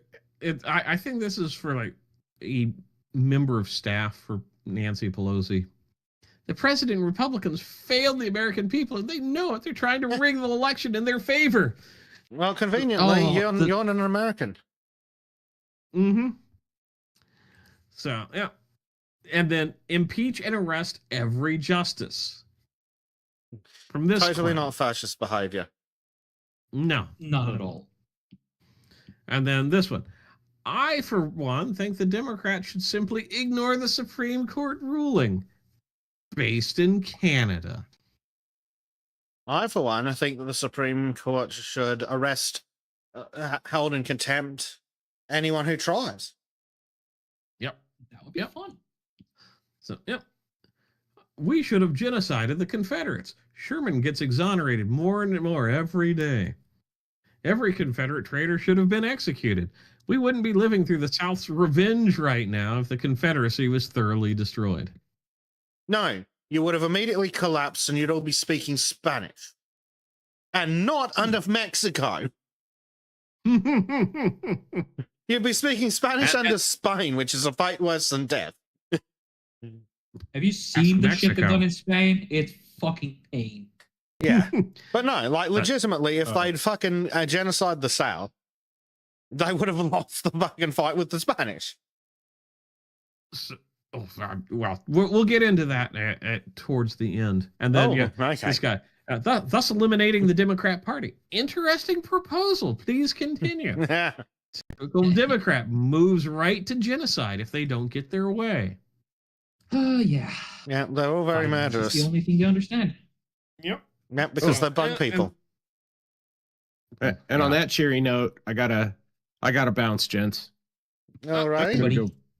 Have a Go good to the one. farmers market. So yeah, nice. Good. Shadilay folks, have a wonderful rest of your day and a great weekend. Shadilay, Likewise, buddy. Have a good one. So, and then there were three. Indeed. So, yep. Then you get this. It's always good to remember that these people want you and your family dead. And whenever they speak of Confederates, they simply mean white people. And yeah, pretty much. America reconstructed, we're all Confederates. Yep. And then you get, in 2028, I'm voting for whichever candidate promises to put the South through a new round of reconstruction. That wouldn't... The South. The bit that includes Texas and Florida. Yes. Yeah, that'll work well. Go for it. You know what? Crack on. Try your fucking hardest. I approve. Go for it, fucker. Let's do this. Let's fucking ball. So this is something I wanted to jump back to with, again, sorry, a little out of sequence, but Virginia 7, that's one of the districts, that's the Lobster District. Current racial makeup: white 48%, black 20%, Hispanic 19%. Again, historically black district. New under the redrawn: white 66, black 7.5, Hispanic 14. Which I believe So about who is more in minority voices. Yeah. Well, that's it. They don't give a shit about the minorities. They give a shit about their own politics. Because again, there's a lot of black Catholics. Exactly. So we'll just have this little image. Danny needs 5 minutes to have a personal cleanup moment. After all this talk of Texas and Florida versus the Democrats. You need a cigarette, buddy? Just take your time. I think he needs a mop. Mop and a cigarette. Yeah. All right. So this is kind of because that last bit. So just a little. I'm technically a damn Yankee. So there are 3 types of Yankees according to Southerners. There's Yankees, damn Yankees, and goddamn Yankees. Yankee Doodle Dandy? No. So a Yankee is someone from basically the North. A damn Yankee is a Yankee who's moved to the South. A goddamn Yankee is a fucking New Yorker. Fuck New York. Even back in the day, they knew the difference. Yes. And yeah, most of my family was also in the South during the Civil War. They all fought for the Union. So I find it very amusing that the people are like, yeah, we should genocide the Confederates. It's like, good luck, because my people weren't. Hell, they were responsible for the death of one of the South's most famous generals, which is... But it really got me to thinking that this anti-Southernness, one, people don't understand what the Civil War really was about. That it's pedantically sold as about slavery. It's only about slavery insofar as that was one of the issues that caused the southern states to say, no, we were worried about losing our power and influence. Because if it had truly been about slavery, Lincoln would have emancipated the slaves from day one instead of having to use that as political capital to keep France and the United Kingdom out of the American Civil War after 1862 in the Battle of Antietam. Yeah. I've heard, and maybe you can confirm this, that apparently the Emancipation Proclamation only emancipated slaves in the South. Correct. And so it didn't do shit for slaves in the North. I'd buy the federal. No, not a damn thing. How interesting. Kentucky specifically was a slave state that was unaffected by it, as was Maryland, because they stayed loyal to the Union. So it's kind of like, I wonder what's the real purpose? Oh, that's right, to make a political statement to European powers who were supplying the Confederacy and the North with weapons and munitions and diplomatic outlets. So, oh, sorry for interrupting, but I remember watching Razor Fist's video on Abraham Lincoln, and it was really eye-opening. The entire video over what kind of person Abraham Lincoln truly was. I mean, I think maybe Razor Fist went a little hard in spots, but it needed to be pushed. Yeah, and I think overall he was correct. So, but continuing on that. So really, what the Civil War boiled down to was economics, and that's really what economic self-determination. The South saw this abolition movement and expanding statehood, and that's really what it was: expanding statehood to non-slave states as a threat to their political power block. If you go back to the American Revolution, and this is a good quiz for both of you, economically, what was what city in colonial America or in the 13 colonies was the economic powerhouse of North America at that time? Funnily enough, not included in my schooling. I'm just take a wild guess from all you know of American history. Oh, fuck. So what state was the economic powerhouse? City. Nah, that wasn't. Oh, economic powerhouse. I was about to say Detroit, but they didn't get big until that was like the 40s and 50s, wasn't it? Yeah. No, we're talking like and again, I don't expect you guys to know, but expect you guys to make a wrong guess somewhere so I can. Well, I would have thought it'd be something coastal, maybe on the Great Lakes. It is. Maybe. No, it's coastal. The Great Lakes were not settled enough. Oh, okay. So think of the Eastern Seaboard. Eastern Seaboard. Yep. It's not fucking New York, something along the lines of California. No, Eastern. No. Fuck, that's the wrong. This is Western. Sorry, Eastern Seaboard. So everybody usually thinks it's New York, but it's not. Is it? It was Charleston, South Carolina. Oh, Charleston. Yes, I have heard of Charleston. Yes. No, fuck all about it, though. Yeah, isn't that like 5 minutes from fucking Virginia, though? No. 5 hours. Close enough. But 5 minutes in Australia time. Well, one thing I do, one thing I do remember is that apparently, like the capitals of the North and the South were like what'd be a modern couple of hours drive from each other. And Charleston, South Carolina was the economic powerhouse. Now, when things got more industrialized, especially in the North, it shifted because banking had always been strong in New Amsterdam. But Charleston, economically, because of its cotton, its indigo, and its rice, was fucking amazingly powerful. It's one of the reasons why the 3/5 Compromise was introduced when writing the U.S. Constitution, was because the South, specifically Charleston, could have just said, nah, fuck it, we're done. And that would have caused a split earlier. That's also why Fort Sumter, the shot that started the Civil War, it was South Carolina, because it was that important a trade hub. So, Earl is correct. Yep.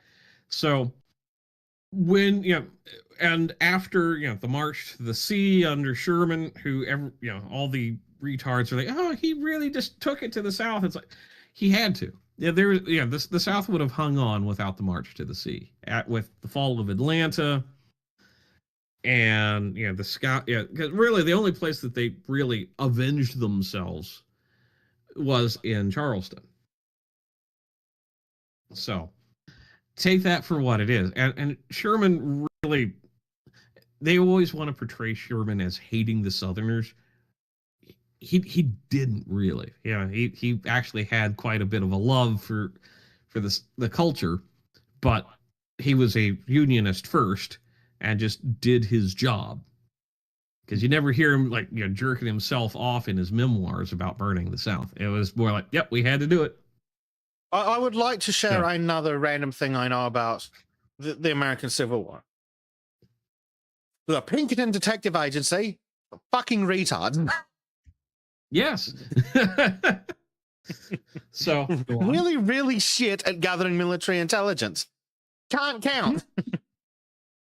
and that's why little Mac, George McClellan, was with his fucking wanker terrified. guns and his with the Quaker guns No, and was he the one? No, the other guy had the Quaker guns and scared the shit out of him with like his cavalry raiding and like had him thinking that it was about to be attacked by massive force. Yes. Yep. And McClellan, he was a great organizer, but he was a terrible field general because he didn't take risks. It also doesn't help that he was being fed utter bullshit by Pinkerton. Oh yeah, it's like the Confederacy has 100,000 men. It's like and McClellan's like, I've got and McClellan's like, shit, I've got a quarter of that. You can't attack with a quarter of the numbers. No. It would be like, I've got 100,000. They've got 100,000. I can't risk this. Yeah, because he was risk averse, so he wouldn't have tried it. Yeah. Another hilarious story, like some of the crazy military and shit came out of the South, and I know this is a wild diversion, but the retreat via the trains when they denuded that entire town of resources with the fucking drummer boys and the Quaker guns. Yeah. That happened multiple times. That was on I think the big one you're looking for is the retreat from Petersburg before the fall of Richmond in late 64, early 65. Yeah, led up to the Appomattox campaign.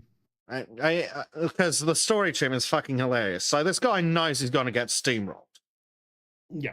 Right. So what he does is he sets out a bunch of Quaker guns, which are just like tree stumps with fucking wagon wheels shoved next to them and painted black maybe to look like cannons, and then interspersed with real cannons that go bang.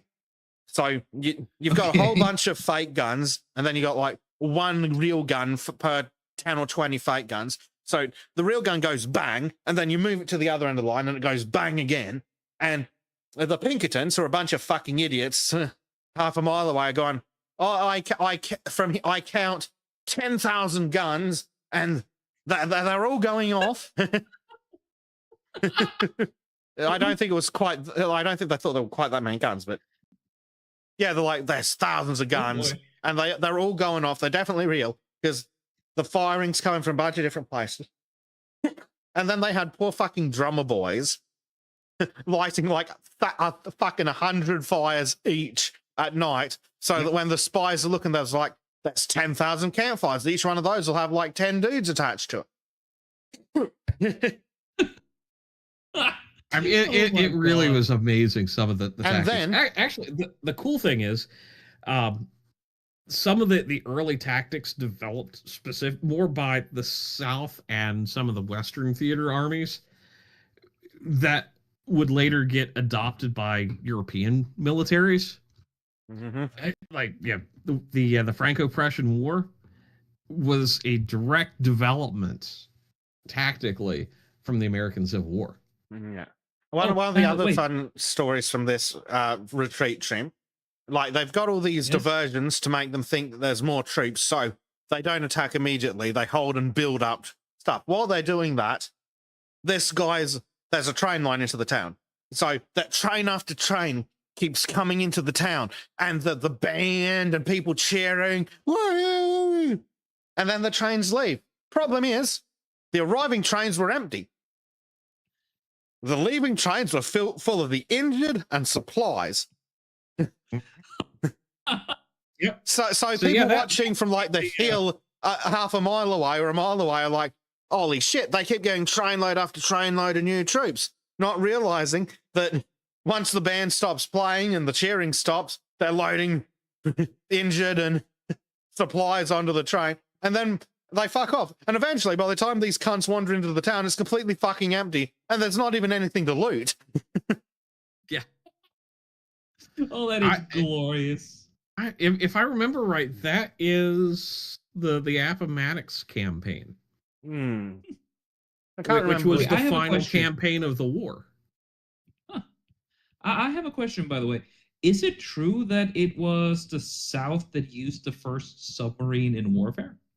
Correct. The CSS Hunley. Yeah. There you go. Yep. And use is a very strong word. They managed it. ship, but they also By sunk technicality and at, theory. yeah, the Hunley. But I mean, honestly, the battle between the Virginia and the Monitor is much more interesting. Oh, the and Monitor handsome. is very interesting. Yeah, it's like The Monitor. yesterday. A low iron hull steam powered ship that went bang, and it was hard to hit because it was really fucking low, and they couldn't actually deflect some of the guns from the lines of guns of the other ships to even hit the fucker. Yep. That is cool. Well, and you also have to remember with the Monitor and the Virginia is they were both ironclads. The Virginia started out as the USS Merrimack, and it got burned in the shipyards, and then it was out of desperation turned into a ironed vessel, and then it was like the most famous duel of warships in the American Civil War, because there was very little naval action. And yeah. But crazy enough, it was in rivers. Oh, okay, that one, yeah. I forgot the size of the other one. The Monitor I vaguely remembered, but I forgot the size of the other one. But yeah, just a fucking turret. A turret, and going against this gigantic, like, fuck off wooden hulled ship. But yeah, it's really, really cool. Yeah, because remembering, Shim, actually, the original ironclads were actually just wooden boats with iron strapped to them. Because the original ironclad came from. Yeah, because the original irons had a problem of being hit and then cracking. Yes. So they just stacked it on top as armor rather than the actual hull. Then you get to things like the Dreadnought, which was a horrendous own goal by the British. Yeah. Well, that is so actually, I love the ironclad ships. The thing is, with the Monitor, it was fully metal. It didn't have a wooden hull. It was fully metal. But it had such a shallow draft, and that's how it sunk. It had to stay in shallow waters. So, yep. And let's see. So anyway, back to my little rant. So yeah, they keep talking about, oh, we should have done this to the South. We should have done that to the South. That wasn't the goal at the end of the day with the Civil War. It was to restore.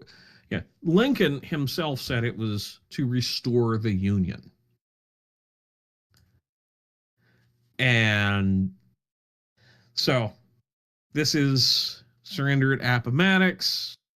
Very, very cool. I've spent a lot of time there. Can't say certain things. Fucking Malloc standing chat. Nerds. Because we're just sitting here reeling off historical facts. But it's cool, though. We'll talk about tanks again, Mallocs. Don't tempt us. Yeah. We'll talk about the Mark 1 and the Mark 2. So this is a worthwhile exchange. So while the surrender seemed inevitable, so this is from the National Park Service, surrender seemed inevitable, at least one of Lee's generals suggested that he not surrender and instead have the army take to the woods and bushes and carry on the fight. Former Virginia Governor Henry Wise encouraged Lee to fight, saying, "Country be damned, there is no country. You are the country to these men." Lee declined this advice, deciding that refusing to surrender would bring on state of affairs that would take the country years to recover from. Lee, realizing that further fighting would have no impact on the outcome of the struggle, made the momentous decision to stop further effusion of blood and surrender his army, even though he would rather die 1,000 deaths. And yeah, and is there anything Lee did that is, aside from surrendering, but then again, what choice did he have? But is there anything that really makes Lee a bad guy at all? Because no, he honestly seems like nothing but a good guy in every single way.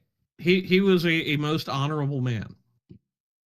So Jane Winnick declared by this one momentous decision, he spared the country a divisive guerrilla war that surely would have followed. So that's and this is where it gets very important. Very important. Lee desired to live a private life, but knew because of his status and fame, his action and words would influence public opinion. Lee wrote in September of 1865, "The issues between the North and South have been decided, and he believed it to be the duty of everyone to unite in the restoration of the country and reestablishment of peace and harmony." So, it is very important to understand, and this is here in the next section. Lee demonstrated his commitment to reunification by asking President Andrew Johnson for a pardon in the summer of 1865. Lee took the oath of amnesty on October 2nd, 1865, swearing allegiance to the United States government. His famous biographer, Douglas Southall Freeman, wrote how Lee's personal example of requesting for a pardon from President Johnson was an action that helped lead fellow former Confederates to submit to federal authority. The news that General Lee had asked for a pardon soon became known, had such an effect with the South that Grant and Halleck had predicted. Many of those who had fought with Lee reasoned that they could safely follow his leadership in this particular and could accept President's amnesty. Oh boy. That's the thing. They always talk about them being traitors. They signed an oath of allegiance. And we will kind of read through the text here. So, Office of Notary Public, Rockbridge County, October 2nd, 1865, amnesty oath. I, Robert E. Lee of Lexington, Virginia, do solemnly swear in the presence of Almighty God that I will henceforth faithfully support, protect, and defend the Constitution of the United States and the Union of the United States thereunder, and that I will in like manner abide and faithfully support all laws and proclamations that have been made during the existing rebellion which reference to the emancipation of slaves, so help me God. So all this traitor talk, all this bullshit is lies. Yeah. Fucking lies. It's just, so this is, the funny thing is, a honorable man will do the right thing. And if fucking Robert won, or a man of his caliber won, he would have tried to be gracious to the opposition. While these leftists immediately start showing their hyena tendencies, or chimp tendencies. As soon as they see weakness, they need to destroy it. Mm-hmm. And it's also worth noting, because again, this is all this buildup. Lee never officially regained his American citizenship during his lifetime. In 1975, the United States Congress voted to restore Robert E. Lee's citizenship, as the entire nation has long recognized the outstanding virtues, courage, patriotism, and selfless devotion to the duty of General Robert E. Lee, and has recognized the contribution of General Lee in healing the wounds of the war between the states. President Gerald Ford officially posthumously restored Robert E. Lee's citizenship in a ceremony in Arlington House. So, yeah, the modern Democrats can fuck off. Exactly. So they actually had human beings among their ranks before. And I want to conclude with the portion of Lincoln's second inaugural address, and it is here in the last portion. Let's see. Yep. Yada yada yada. His appointed time. He now wills to remove and gives to both North and South this terrible war as a woe due to those by whom offense came. We shall discern herein the departure of these divine attributions, in which believers of a living God will always ascribe to him. Fondly do we hope, fervently do we pray, that this mighty scourge of war may speedily pass away. Yet if God wills it that it continue until the wealth is piled by bondsmen's 250 years, unrequited toil shall be sunk in every drop of blood with the lash paid by the sword. So, yeah. It's like, oh, there's your reparations. And then specifically with malice toward none, charity for all, for firmness, the right God gives us to see right. Let us strive on to finish the work we are in, to bind up the nation's wounds, to carry for him who shall be born in battle, for his widow and for his orphan, to do all which may achieve and cherish a lasting peace among ourselves and within all nations. That's it. That's so. Lincoln, with the terms of the surrender, which we don't need to go into, this right here, binding up the wounds of the nation, that the left right now seems so eager, so willingly, so diabolically gleeful to rip asunder. Fuck them. I have no time for those that want to relitigate a war that is 160 some years past. For what purpose? To hate on those that would, say, oppose them politically? This is the same bullshit that started the first Civil War, and my God, are they trying to start a second? Yeah, it's as if they believe they will win this time too. It's as if they've forgotten that they no longer have the strong fighting men they used to have in the old days. I mean, they were on the wrong side of history then. They're on the wrong side of history now. Yes. So, yes. That's my conclusion, because and Grant and Lee tried their best to heal the wounds of the nation, and it was the damn Republican radicals in Congress that got quashed in the next election cycle that wanted to punish the South. They got out, and man, it is shameful, absolutely shameful, that they're trying to invoke the spirit of Sherman or Lee or Grant or even Stonewall Jackson, who wasn't as good as people want to make him out to be. But they don't run these yeah, gutless little losers up the fucking pole for being fucking deviants. Yeah. And here's the thing. They talk, they throw around the word traitor. Read the Oath of Allegiance, motherfucker. They swore loyalty. They're no longer traitors in the eyes of the government. That's why no one was really prosecuted for treason. Mm-hmm. Yeah, Jefferson Davis spent some time in the Hooskow, but he was never tried because they knew the moment that happened, all hell would break loose. Because the men of that age were a hell of a lot smarter than the people running around out in the streets today. So there we go. So be upset if you want, Democrats. Don't expect any sympathy from me when you start the next one. Mm-hmm. On that note, I am willing to fight as a mercenary for the South. Hey. Right.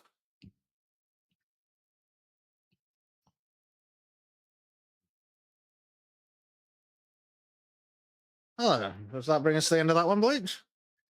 It does, yes. Fantastic. I probably should just create some end credits for mine at some point because my rants have these big pregnant pauses that give birth to more rants and raves. And then we get distracted and talk about fucking ironclad ships. Yes. There's got to be a model of the monitor. No. Put away the Amazon link. Put away the Amazon link. I made one years ago. I need to dig it out. Of course you fucking did. Of fucking course you did. Why am I not I should try all someday. fucking surprised by that? Hey, Bleach, wanna cover the monitor one day? Yeah, And it actually had to be the Battle of Hampton Roads. 'Cause maybe you that. can't talk about the monitor without the. Maybe that's what I You're need to do. You get rejoin Amazon affiliates and get links to model kits. Oh, dude, that would be amazing. Yeah. All right. I guess on that note, we'll have a look at what I've brought us today. I have brought us. I guess it's good news. Really? Yes. Well. Nice. Yes. The first 3 Great Yarmouth Fucking results are out, and Restore Britain fucking steamrolled. Holy Yeah. wait, 41%. Mm-hmm. Wow. That much? What about this 50 one? Fucking percent. Holy shit. Oh my god. Yeah. That is fucking beautiful. They've picked up 9 seats. Okay, so let me just quote something I heard from a certain reform head. They won't even get 1%. You mean this one? Yes. The party isn't even registered. He won't be on 1% anywhere, not even probably in Great Yarmouth. Thank you. How does it feel to be a fucking idiot? Oh, apparently Monkey says they're up to 10 seats now. Oh, that's beautiful. That's that's really cool. good. That makes me happy. Yeah. I hope Nigel is pissing his fucking pants. He should be. Yeah. Cause the next election's next election's gonna be really interesting. Because firstly, let's finish this thing. So yeah. Oh, there we go. 10 out of 10 seats. For every seat they stood for, they fucking won. Oh, yes. Oh man, this is cool. If I was a British man, I would be so fucking hard right now. Yep. Here's here the glorious winners. At least 9 of them. Apparently. I wish ears would shut up and go away. But it gets worse for Labour. So fucking Nigel's carrying on like he's the best thing they got. It's like, no, it's just that Labour's so fucking retarded and the Conservatives are a bunch of fucking wet noodles. So blah blah blah blah blah. Oh look, it's a traitor and a cheat and whatever the fuck that is. When you combine the two. Here's a wax doll and a traitor. No. Here are 3 things smarter than Keir Starmer.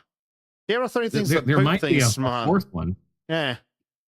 So, election results so far. There is a table here. Here we go. Oh, no. Fuck you, BBC. I'm not giving you a fucking cent. You can die in a fire. So, if it would show me, the Reform got absolutely fucking fucking hell. Labour got absolutely fucking hammered. Absolutely hammered. Finally. Does God, I've it been waiting for say this. here how many they've got? All Hundreds British of viewers, local council congratulations. seats. Yeah, Labour lost a shit ton. The Liberal Democrats picked up a bunch. Reform picked up a ton. The Greens picked up a couple, but Labor got absolutely fucking hammered into the floor.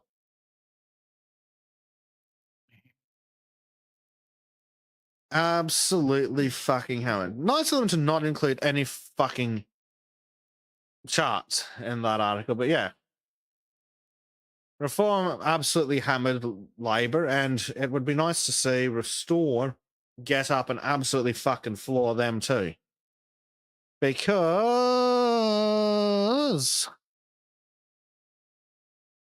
they cry about it somewhere. Yeah, hard right reform. It's like, reform, hard right. Nigel the Indian lover. Much like the Americans. I wish Nigel was like the left thinks he is. Yes. And when I see this, I'm reminded about the one gentleman I had the pleasure of meeting on the boat. A British man who essentially just said that I'm looking forward to when a certain man in the low gets on top. Because I do not like the Faraday cage. I love that guy because he was just saying it without saying it. And I almost started laughing out loud. Well, I actually did a few times, but it was the most British man I've ever met. Going back to YouGov for voting intention, Greens are reform actually going to improve that trend? Is there a stopgap measure which you don't want? Do you remember the fucking last Conservative win in the UK? That was the stopgap measure. Where'd that get them? Fucking 1 million more migrants. And the Conservatives were so the stopgap Conservatives were so fucking useless that the British public punched them in the dick by voting for anyone else. You don't want a fucking stopgap because the stopgaps are complacency, and complacency is a decline. Correct. This is kind of why I would rather see the Greens get a little more traction. Not because I want them to do anything other than be crushed under their own weirdness, but I think it would be it would show how much worse, and then it would push everyone more towards Restore Britain. Yeah, that's the kind of thing. It's like it's a frog in the pot. If reform is just turning it down to a simmer, you're still in the fucking pot. No, you need Rupert Lowe to come along, knock the pot off the stove, flip the stove, burn the fucking house down, and then grab all the frogs and run out the door. Otherwise, you're still in the fucking pot. And reform, I view it more like a stepping process, though, because reform can't really win in any way. What the fuck do you mean reform can't win in any way? How I don't remember the way Carl explained it. You mean Lowe's party? Lowe's party, right? Because they are too small. Fuck. I know Carl explained it, but I don't quite remember it because they're not. Is there evidence that acceleration is actually reverse things back to better eventually? Well, acceleration got what are they? AFD, where to being the second largest party. I mean, we've had 80 years of slow decline, and that hasn't worked anything. So, like, I don't think it's pretty much the fate of Norway. If we had the Nigel that the leftists think that we have, then it would be an absolute fucking categorical win, and things would immediately change for that. If Nigel's going to be a fucking wet biscuit. What do you mean if? Yeah. For rhetorical effect, but yes. Prime Minister Wet Biscuit isn't going to change shit. Maybe Restore will be able to pick up more people, but if people forget about the decline, it's going to be hard to build up sympathy for Restore to just come in and be like, yeah, no, we're just going to get out the dual color charts and issue our immigration directives based on that. I get it now. Because it's so easy to see. Nigel Farage to me has kind of shifted into the John McCain level of I dislike. Mm-hmm. Because all he does is actually help the opposition. And I don't think that's healthy long term for any nation to have someone like that. Mm. Yeah, I understand. Yeah. But yeah, I don't know if Nigel's actually going to improve things. Like, seriously, whoever wants to win the next British election needs to stand up on TV and go, my first order of business is that everyone who is not a British citizen who has committed any crime in this nation is going to be gone by the end of the week. Like, we can start talking about remigration later, but start with something that's relatively palatable to most people. Convicted criminals from other countries on the plane. Tomorrow, gone, never coming back. None of this, but he's disabled and retarded, so we can't deport him for rape. It's like, no, doesn't matter what their fucking excuses or how bad the chicken nuggets are in Afghanistan. You commit a crime in England, you're on the fucking plane tomorrow.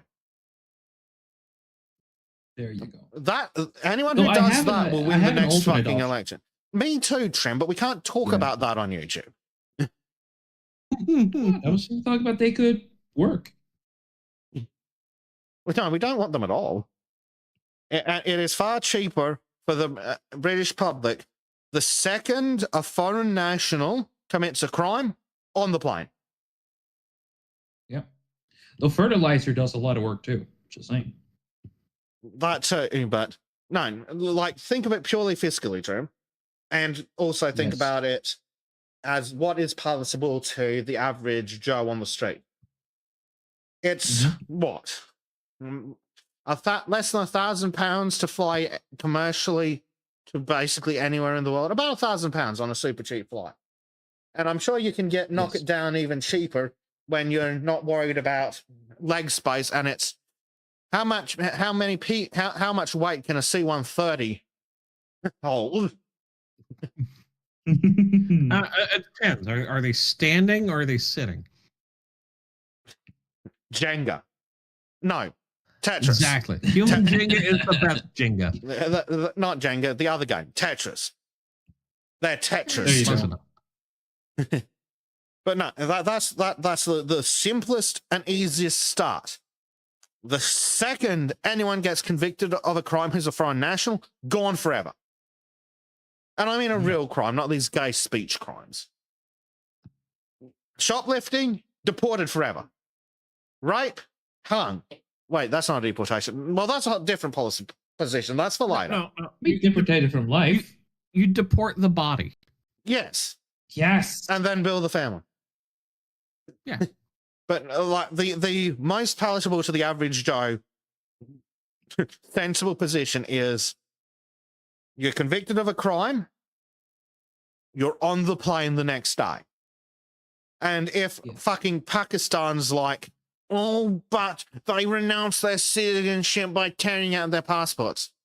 Tough shit. Land the fucking plane. What are they going to do? Yep. You fly the plane to Pakistan, you land it, you throw their fucking citizens out onto the runway, you fucking take off. Tough shit to the Pakistani government. They can either get with the program or fuck off. I find this very palatable. And Frank, it's probably the most palatable to the most people, especially the average Joe. Like, I think most, if not all of our audience is fully on board with taking rapists, murderers, and pedos and just killing them. Yes. See, that's just making it go, oh, people get what they deserve. Yes. But the average person isn't quite as comfortable with it, but If someone fucking robs a bottle shop or something, an alcohol, Mr. Trim.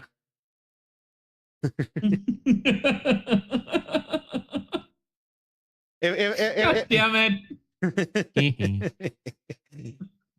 If someone robs a bottle shop, try, convict on the plane the next day. No fucking questions. No fucking Human Rights Commission. No ifs or buts. Were they convicted in a fair trial? Yes, on the plane. None of this faff-assing around. None of this giving a shit what the bloody Germans think.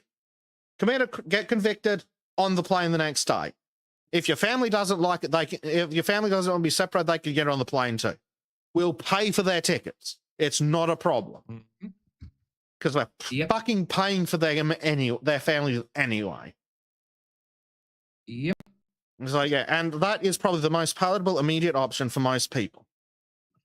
Convicted of a crime, on the plane, gone, never having to deal with them again. And for minor crimes, we just stick them on the plane. We don't bother imprisoning them. Like your baby bitch shit, like your shoplifting. It's cheaper. Well, for most crimes, it's not worth the expense of imprisoning them because prisoners cost several $1,000s a day. You just, they've been convicted, congratulations, plane tomorrow. Ship them back where they came from, and you don't have to deal with them again. And if you show up at immigration again, well, then they get fired from a cannon at the cliffs of Dover. Yes. You know, I think Japan is doing something similar to this. Maybe. Possibly. Unfortunately, they're having a large problem with they're having a feminism. And it's ruining the country. No. But yeah, it is the most palatable option for your average punter. It's just commit a crime, convicted of a crime, on the plane, gone. And it's easier, it's cheaper, you don't have to worry about imprisonment. On the plane, fucking gone. And if their home country doesn't like it, tough shit. What are they going to do? You're England. They brought this problem to us. We're just merely bringing it back to them. There's a simple solution as well. If Pakistan's like, we can't take him back, they announce their citizenship. It's like, cool. That means that every single person from your country is an overstay risk. Therefore, all visas denied. Just straight up, all visas denied blanketly until you unfuck your shit. The Pakistan government will turn around on a fucking dime. As soon as you go, okay, all your citizens are an overstay risk, no visas, they will fucking change their mind before you've made it to the door. Yeah, in a heartbeat. Yep. Just who the fuck are they? They're Pakistan. They'll do as they're fucking told if you actually have the balls to follow through. But yeah, simplest solution, commit a crime on the plane. And then we can talk about what we do with rapists and murderers and pedos. Because they get on the plane, but not alive. A foreigner anyone convicted of rape, and we mean rape, right? We don't mean this gay feminist rape. We mean actual rape. He looked at me. Exactly. I was just about to say the same thing. But yeah, rape, murder, child molestation. Upon conviction, gallows in front of the courthouse. Done. Yep. That retarded freak who raped a little girl up in Tromsø, who was too retarded to be punished. That one on a plane home, where you just throw him as soon as you cross the border. You just open the door and throw him up. That's it. But again, don't you have wolves there that need to be fed? Like not wolves, but we do have bears. That is the ideal trim, but if we're going to think about things that are more feasibly realistic to the average punter, the first thing you do, deport criminals, no questions asked. The second thing you do is look at executing pedos, rapists, and murderers. In fact, there are more murderers are more capable of rehabilitation than the other two, in my opinion. Yeah. Yes. Because there's no, there is zero rehabilitation. I know a man for rapists and I know a child man molesters. that's actually committed it. Yep. Dude even regrets it too. Yeah. See? But rapists and pedophiles don't regret what they do. They regret getting caught. No, because they're not human. Exactly. So yeah, you start with deporting all foreign criminals. Then you start executing pedos and rapists. And then the problem's basically gone. And yeah, and now this, we can't send them back because Pakistan won't take them. It's like, cool. Just call up the government on the fucking Skype on my phone and tell them in no uncertain fucking terms, if they don't take their people back, we're going to treat every single one of their citizens as a visa overstay risk, which means we're not going to issue a single visa to their fucking country ever again. And as you go to hang up the phone, they'll be screaming, do not redeem. No, hang on. No, they'll be screaming, we will redeem. We will redeem. Sir, we will redeem. We will redeem. Oh, you'll redeem your citizens now, will you? That's what I thought. Here's a plan. Besik, is there a way for me to vote for you here in Norway? Yes, if you go over to subscribestar.com/. And that's how we'll pay for the campaign. Let's fucking go. Yeah. Realistically, overdue. But yes, that's how you deal with these governments that are being fucky. You tell them, like, take your citizens back, or all your citizens are overstay risks. Your choice. And yeah, they'll fucking fold in seconds. Oh yeah. Simple, easy. I agree with that because whenever I have this conversation in a serious manner with I need to pee. Please continue. family and friends. Oh, it's okay. Whenever I have this conversation in a serious manner with friends and family, we always end on this point, as they have the very moralistic argument with the overly empathetic one, where, oh, what about this or that and this? It's like, yeah, but I'm talking about those who can't be redeemed, who aren't really people by any kind of standards. What about murderers and rapists? Get them out. And they agree with that. And then, work from the rest and the undesirables from there. The problem is, and I fundamentally understand it and kind of empathize to an extent, is you don't want to just throw them out, just to be an asshole. But unfortunately, and this is the big unfortunate with all this, you want to be sympathetic to people in need, because that's a value of our culture. The problem is these people do not value or respect our culture. They see it as weak. They see it as something to be exploited and manipulated. And it's time to return to the other great thing that we have done throughout the centuries, and that is to lay waste and conquer. Yeah. I say that partially facetiously, but also seriously. We need to stop being so soft about people that want our demise. Yes. Yep. Just like And I agree these completely with recent that. military ops in fucking whatever shithole it is. I think that the US has been far too soft. Because again, if you're gonna go in, Agreed. you are the United States military. You have the capacity to level every single military asset of theirs, from their fucking fancy new Chinese AA towers to the fucking Jeep from the 40s that was left behind by the fucking long-range desert patrol. You fucking do it, then negotiate. Argue from a point of strength. Stop arguing from weakness or care. Argue from a point of imminent destruction. Yes. Yes. See, that's the thing. There's that level of, oh well, we need to be sympathetic and compassionate, and it's like I'm good with that on an individual level. I am not good on this as a position of policy. Correct. Because Agreed. In the end, it is used against us every single time it is brought up, and it is downright disgusting. And treating these things and these people with the benefit of the doubt will in the end be used against us. We have to argue from the point where we know what they are and we understand what they want to do. Exactly. And here's the thing. If we need immigrants, which is a fucking highly debatable topic, I don't think we do. I think we can afford to let demographics collapse for 20 years. Oh no, Amazon will make only $900 billion instead of $1 trillion this year. Tough shit.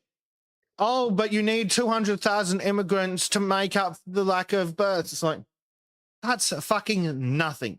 Let the population collapse a bit. That will drive up wages, which will increase the birth rate. Yes. Yep. It might be a tough couple of years getting started, and that's because you're dumb enough to have a fucking Federal Reserve equivalent. But just take the fucking slight demographic collapse rather than go for full demographic replacement. You can fucking afford a couple of years of nothing. Like, are you telling me when you're saying, oh, we need 200,000 immigrants, are you suggesting that there's less, specifically talking about the history podcast guy, his arguments that Germany needs like 300,000 immigrants a year? It's like, do they? What's the unemployment rate in Germany? Are you suggesting that there are less than 200,000 Germans actively looking for work? I don't fucking think so. Start a government program. Look at what jobs are legitimately needed. Train your fucking unemployed.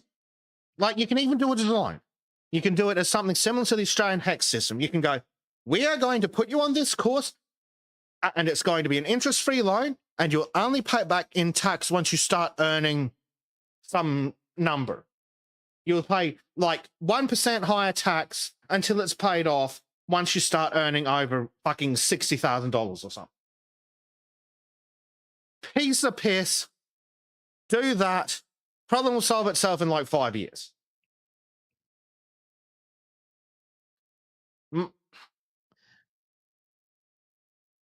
But yeah, anyway, I'm going to finish up this segment so we can move on. So, meanwhile, in Australia, One Nation, which is our only party to the right of Marx, has absolutely kicked the shit out of the Liberal Party. They've lost a regional New South Wales seat for the first time in 77 years. That's like fucking Vietnam. Yeah. So yeah, they've absolutely fucking hammered them. Here's the Australian Broadcasting Communists. Historic win in Farrer by-election.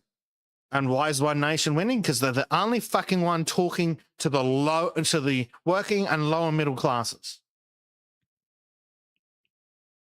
You know, the ones actually making the country run. Yeah. And also, they're the only... these people are the reason I didn't get more gay retarded gun laws after those fucking Muslims shot up the Jews. You know, retarded gun laws like, oh, the Muslim terrorists use 3 or 4 guns. Let's restrict the amount of guns someone can have to 4. What?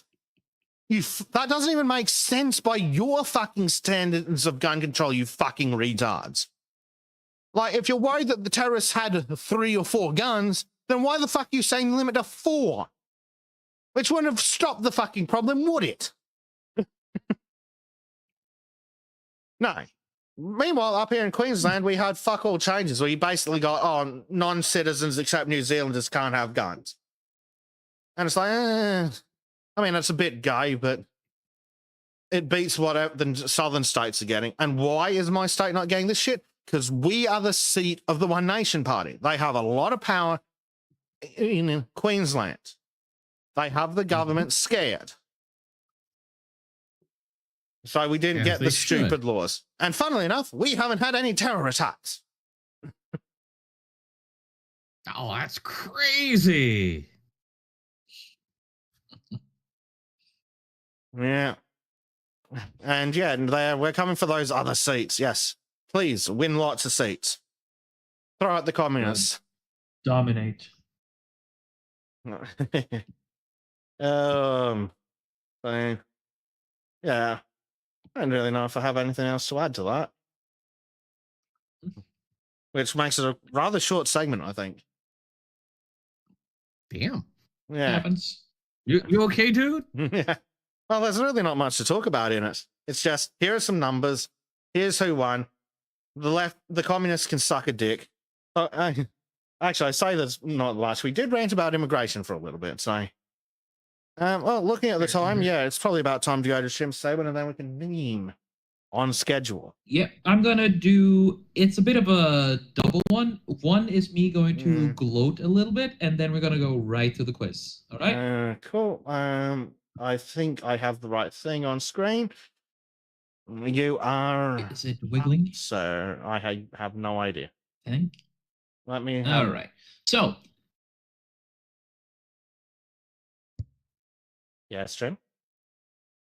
Yes. So, my segment starts off with a little bit of I knew this would fucking happen, as since the latest war bond released, Helldivers and Arrowhead in total has been in a very strong downward spiral.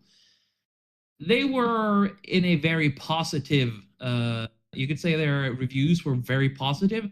And in the last 2 weeks, they've gone to mostly negative because of constantly ignoring people, or as this one says, part of me is convinced that Helldivers 2 is balanced around the fact that they tried to make the game to satirize fascism, but did it so poorly that they made Super Earth the good guys. So they go out of their way to make you weaker and weaker out of sheer childish spite. And every time the same thing happens, the game gets worse, and they have to backtrack to save it because the players write their paychecks. And every new Warbond trailer, being the Helldivers dying, team killing each other, and the average trooper, as the latest trailer just reinforces this viewpoint. And in different videos, different content creators who are popular in this space keep on pointing out how Arrowhead simply refuses to respond, refuses to talk, refuses to listen. Even someone going so far back into the first proper nerfing, noticing a lot of devs who have been radio silent were openly spiteful and mocking of the player base, because these guys wanted a bunch of Tarkov light players, right? But instead they got a bunch of people who love to imagine themselves fighting the good fight, and just role-playing for democracy and having a blast of a time killing evil, right? But Arrowhead doesn't want that because, again, they're city sweets. They're so smart and, tricky and so clever. Do they crawl in tunnels, Trim? Not quite there. It is not that kind of subversion. It is more, again, childish spite. And for a long time, they've been doing this up and down thing of, we're so back, it's so over. We so back, we're so over. And this is the first time that the reviews have gone so far down. And I have been waiting for this because 2006 will be the year that either makes or breaks Helldivers. Sony will come rushing in wondering what the hell Arrowhead is doing, start beating some sense into them, and hopefully start removing or fix up some of the bad actors. Yeah, so how are you going I'm just going to say it. 2026. Yeah. There was a test to see if you're watching. See if I was paying attention. Yeah. You're paying attention. Good. Yeah. Anyway. Fucking languages, I swear to God. My dementia aside, this is something I've been waiting. At least I accept it. this is something I've been waiting for, and I've been fucking calling this for the last 2 years because I've seen this trend before. This is exactly what happened to Destiny 2. This is exactly the kind of ego that so many fucking things, even fucking like Bungie's Destiny 2, 343 with their Halo flops, right? Mm-hmm. This is endemic in every creator because they can't get their ego out of it. Every solution they try to fix has been disgustingly lazy, and we the players have finally just gotten sick of it. Like Danny says, after Cybersand, I've kind of stopped playing because the MOs aren't worth it. The fights doesn't really feel real anymore. Honestly, the last time we actually made a proper difference was during the invasion of Super Earth by Illuminate, and even then, that was the only time something happened since the first time the automatons were pushed off the map. Ever since, it's just been railroading as fuck. So, I'm happy for this, and I love this game. I really do. I have 655 hours in this game, and I'll probably keep playing it too, even though I get tired, but I still come back because I really love the gameplay of it. However, if they don't start fixing it, they will start breaking it more. And then, hell, I played 650 hours. And if they start ruining this and not listening to us, I will stop playing by the end of this year if they don't start improving. However, they've had AMAs, they've had responses, and of course they're saying what they've always been saying. We'll be better communicating, we'll do play testing. But again, I have this feeling now because of this, they have been sufficiently scared into submission. And if they keep resisting now, Arrowhead will be done. And I will accept that with no issue. I wish them luck, but I will not pity them if they crash and burn. That was the first part. Any thoughts from you guys? No. No. No? I guess my only thought is they always act like little like hee, we're getting something over on them, and it's like, the fuck? No, I just want to enjoy the game. I don't want it to be stupidly hard to have a little bit of fun. Yeah, exactly. And I want the mechs to be able to. Sorry, I didn't hear what. It's PvE. Who gives a shit about balance? We're just here to fucking kill zombies and fuck up bugs. Exactly. And also in the lore itself, it's kind of proven that every single faction are irredeemably evil, no matter how much of a bullshit excuse you use for Earth bad.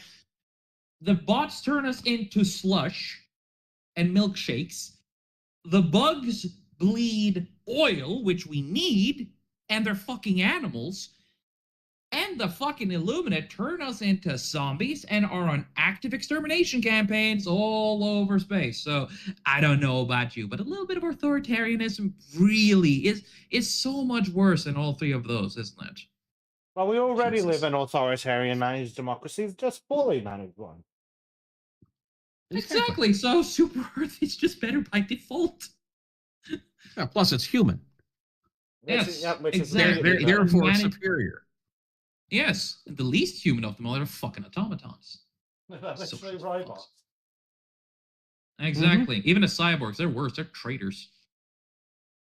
However, are you able to see the screen, or because I have changed the screen sharing to the new thing now. It does not appear to have changed. Let me see where the issue is. I think I see trim quiz what killed the indie success of Slay the Spire 2. Yeah, it has not updated onto the receiving end of the broadcast. On refresh coming up. Yes, sir. Standing by for refresh. Okay, there we go. Hell yeah. Oh. All right. We're starting good. All right, ladies and gentlemen. Now that we're done with the Helldiver Spurg out, and again, Prepare for another Let's see how that spurgout. turns out. Let's get into the spurgout of the Trimtastic Quiz, Part 3. So, my dear friends, as Dave unfortunately is gone, it means you two have to take the brunt of my spurgisms. Yeah, So we're used to here's it. number 1. Yep, I know you can handle it. I trust you guys. What killed the indie success Slay the Spire 2? Was it the witch trim? Which old witch? The wicked witch trim. Can you give me a name? Because so far you're right on everything. Joey McHorseface. Anita Sarkeesian. The dumb whore that married herself. The dumb whore that held her own fucking prom and named herself prom queen because she's such a fucking annoying cunt that she's no one invited to her to her actual one. Well, yeah. The most spiteful fucking whore who has been crucial in the destruction of the video and the corruption of the video game industry. And this means, again, we have a Danny Delete donation. 0H Hold on a donated second. $10. Hit the button, Beautiful. Bezek. The button. The fucker. He knows I've got a button.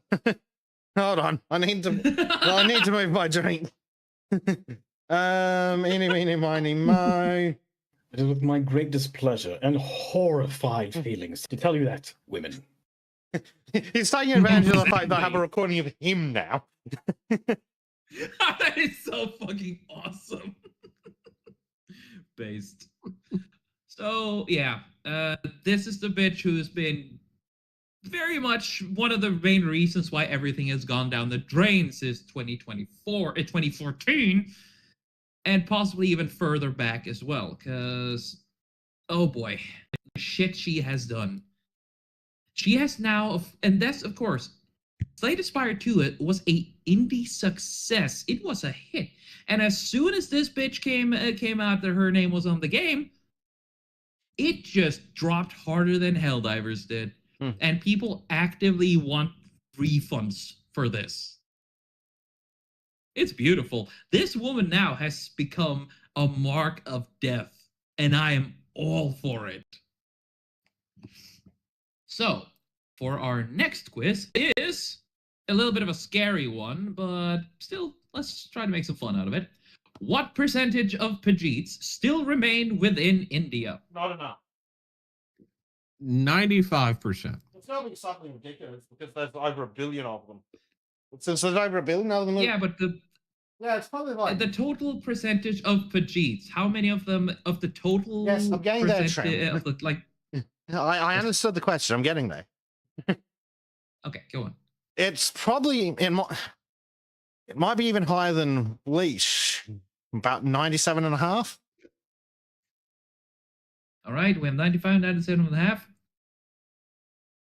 1% Danny's got is 98. outside, which it is 99. I wrote this the wrong way. It is 99% of Pajits have not left India. Only 1% is outside of India. That's Yeah. 1% too high. Yep. Exactly. Unfortunately, that 1% is 1% of over 1 billion. Yes. Which is a disgusting amount. Yep. It's just And disgusting. of course. Oh, yeah. Now, we're heading to the Middle East. I wish Dave was here, but unfortunately. What did Israeli scientists discover is 4 times more nutritious? Horse cum? The bugs. Huh? Horse cum. Z bugs. Good one. All right. You're kind of there, Bleach. You want to go Spiders. a bit more in depth? Ugh. Indians. 4 times more nutritious? Foreskins. I'll give you one more shot each. Ground up Palestinians. Now that's what they eat.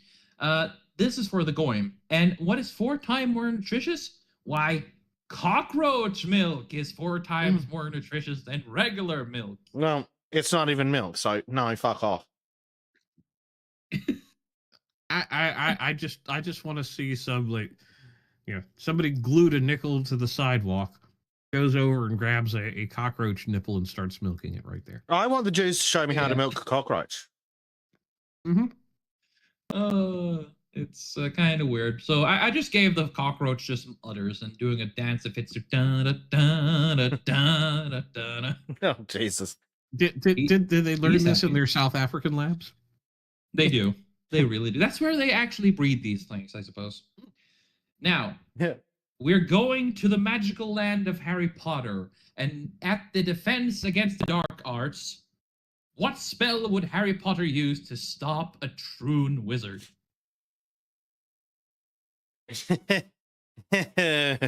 Ooh. Wooden It's an chip 'em. oldie but a goldie. Almost.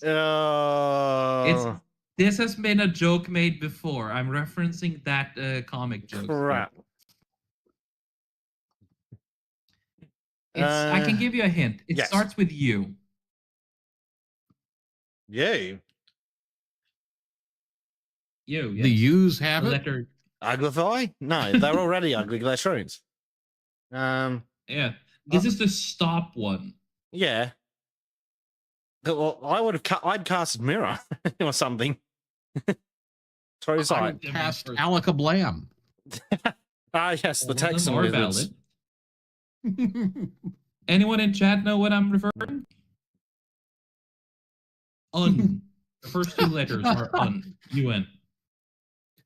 Cast a rope.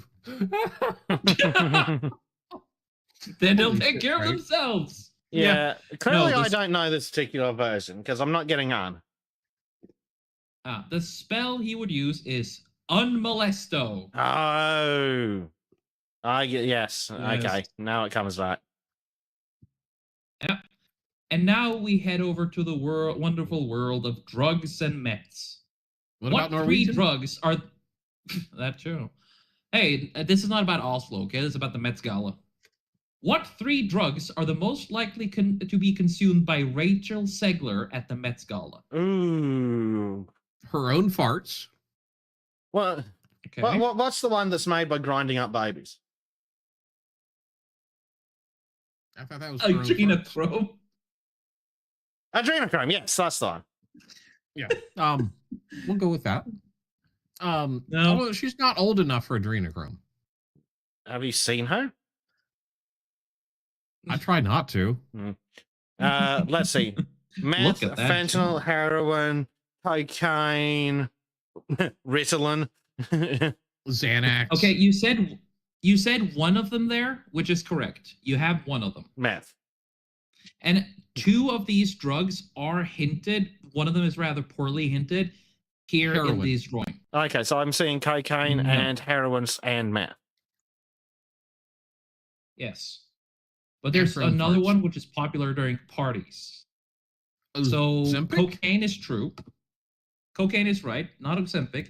There's one in the form of pills and is very popular in like the service tranquilizer. and, in service work. Adderall? Well, no. Birth Nope. control pills? Fuck. Well, Remember how she moved her jaw, right? No. The thing about these drugs is that they make ask the people to take it, describe, it makes your jaw itch. One of them, Trim, we don't spend a Yeah. lot of time doing drugs. well, okay.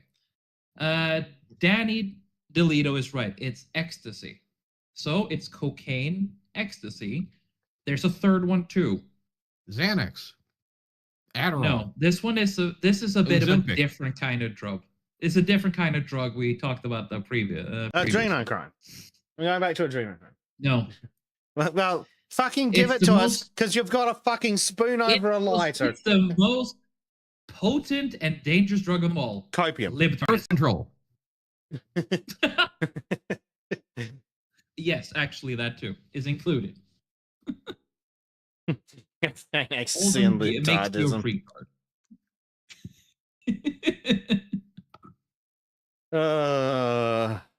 I object to this image because she's flatter than an ironing board. True. The water balloons are a bit soggy. She taped them on, but I couldn't get too detailed without breaking certain rules. Now, Here's the next one, my friends. What was Kyle's response to being bitten by a brown recluse spider? That's Which odd. While... Carl's not the one who had his arm fall off. No, but Kyle Rittenhouse was bitten by a spider. And it was kind of going a bit over Twitter, over social media. Would you like to give a guess what his response was? Yeehaw. Crying Okay, because does he's it? still only like 12. He's not that young. No, what the Antifa, his response to this was, the communists couldn't take me out, and I'll be damned if I let a brown recluse take me out. Is that And all? he did kill the spider. I think that's what Bleach said, or implied. Yeah. Yeah, pretty much. Still counts as a win. And here, of course, comes the part which we all prefer, which we all love, the best part ever. Read Norwegian. And this time, instead of having different words, you're going to read a sentence. And Bleach yesterday told me that he wants you to go first, Bessie. Okay.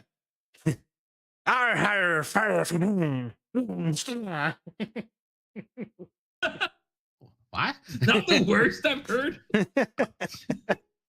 That's actually pretty good, dude.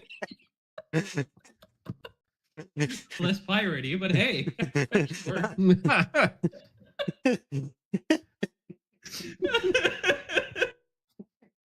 You, Bleach, you want to give a shot? Herr Firefan, Lady Stola. That's not far off Yeah, what I without said. being German? Can you try it without being Swedish or German? Nein. We're in Berliner. It is actually, there you go. Chat has a suggestion of the pronunciation. Yes? Let me try and read this out. Fair. Yes. No. We're not black here. This is a quote from a song that is local for me. It's "Jeg har fire fine landestoler," which means I have 4 pretty nice leading chairs. Right. Yes. Also, again, that's not very far off No. what either of us said. Exactly. You did pretty good. As I said, you all did pretty good. Basic was a bit too piratey, while Bleach is usually very, very German. I don't know how I went piratey, but yeah. Yar, that's what I heard. I mean, Now, here's one. Why was the first LGBT judge ever in Texas banned for life? oh god, this is Damn it, a I just recent saw one. that too. It was something. Yep, like last day. It wasn't noncery. Like, what was the first No, it was openly corruption of some sort. gay adopter something? Yeah. No, it was for gross misconduct during a trial, wasn't it? Yes. Judicial misconduct. To be fair, that's a pretty broad fucking banner. Yes, so that's why I was waiting for someone to say misconduct. And on the last part of this quiz, which is all the way out Spurgy, which I find to be hilarious, libtards once more threw a fit on Twitter about Bayonetta from the game of the same name being straight. What was the series creator Hideki Kamiya's response? Go fuck yourself, you bunch of queers. Pretty close, actually. But it's shorter. Of course, I'm also, because I can, I'm going to do my best impression of a lefty libtard. Let's see. Bayonetta is an absolute icon. The libtards love the camp frantic combo angles of Demon's Fest. You trashed the legend. With number 3, bring Hideki Kamiya X back and give the fans what they're so thirsty for. Make it the most epic read this. Can you fucking... These guys write worse than me. Look at my grammar and I write better. Jesus Christ. Bloody But commies. yeah, He responded with two short words. Fuck off. Kinda. Eat shit. Very close. Go die. Want to give it one more try each? That was almost not as harsh, but nearly. Right.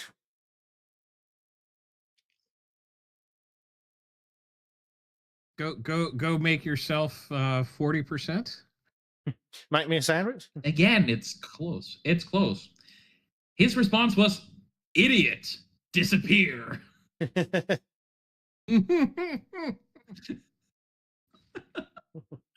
So yeah, this is something I found to be hilarious when I first saw it. And it's honestly what I like to see. This mostly just happens in the Japanese area because they just don't care. It's like, this is my thing. Fuck off. He needs to get fucking J.K. Rowling to write a couple of hundred words for the next game. That'll get rid of these fucking losers. Oh yeah. I think that unmolesto should just be an actual spell. Yeah. Well, J.K. Rowling is that kind of feminist, so maybe she can be talked into it. But she should be remembered to be the enemy of our enemy, not our friend. Exactly. So yeah, what do you think about this one? Was it any good? Yeah, that was pretty good. Yeah. You just need to start like actually recording the tallies, so and then like have that as a running thing. Who won each week? Yeah. Yeah. I've also been going on by seeing who gives to one there. You have to really focus on that. I'll try that for next time, as this is the last trim quiz until I return.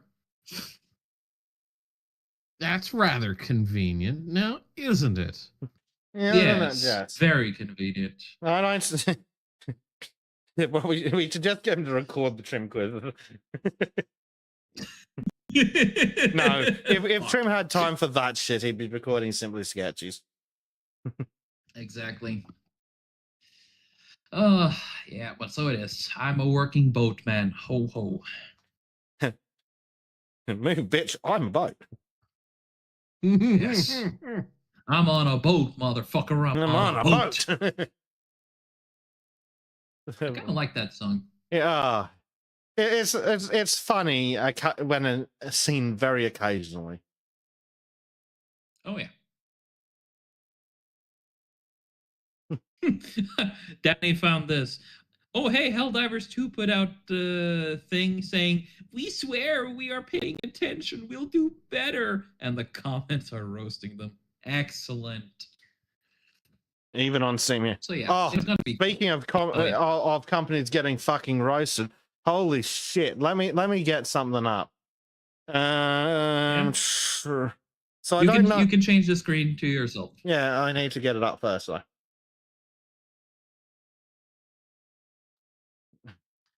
Because a developer's getting their asses absolutely fucking kicked in.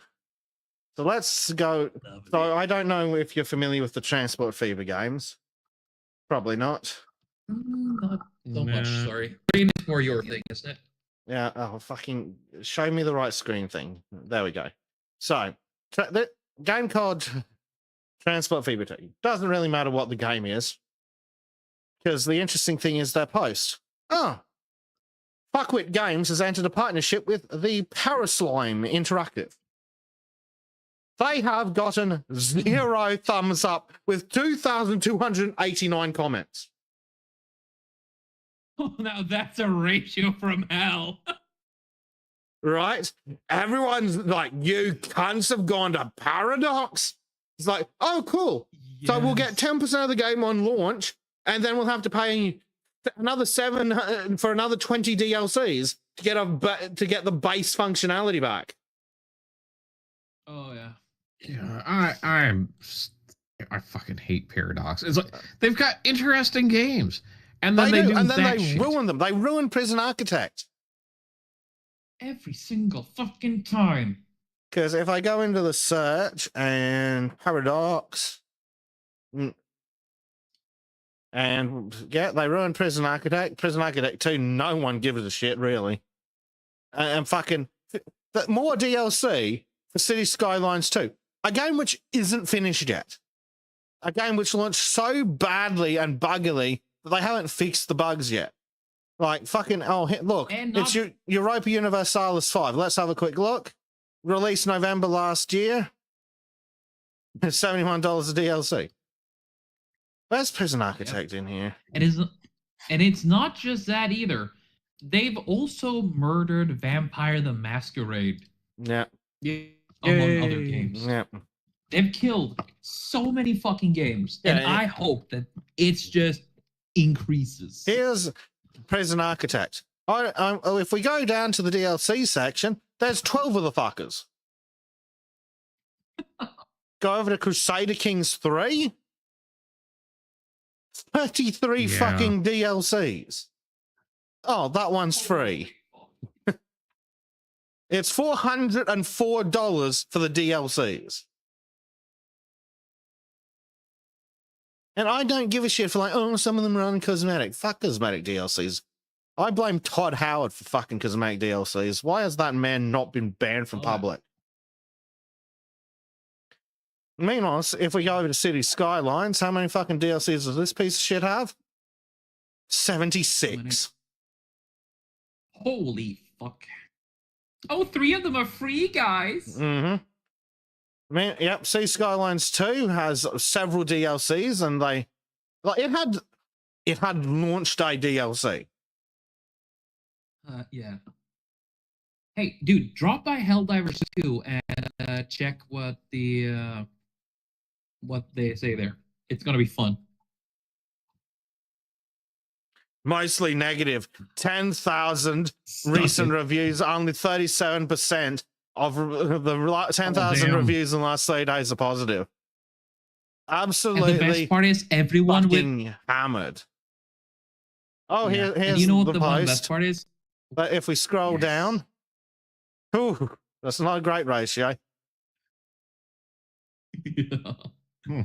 Out of so many people playing the game. And again, people who complain do it out of genuine love, while you have the fucking lick spittles doing the best they can at damage control, and they are failing miserably. Mm-hmm. I should probably change the curator review. Further. Yeah. Yeah. Anyway, I don't fucking care enough. I only play Helldivers with you guys anyway, so all this balance shit I don't really notice, because it's like I just jump in with one or both of you guys and murder some bugs and scream obscenities. Yeah. Yeah. So works. I mostly have a fine experience with it. I mean, also you use the weapon with, like, you fucking master the HMG. I'm still kind of shocked at how good you are with that thing. I am pretty good with that thing. I don't use any other weapon because it's like, I don't need explosives. I don't need lock-ons. When the fucking illuminate flies come in, it's like, downed. Just shoot anything with the HMG and it goes away. Yeah. Pretty much, yeah.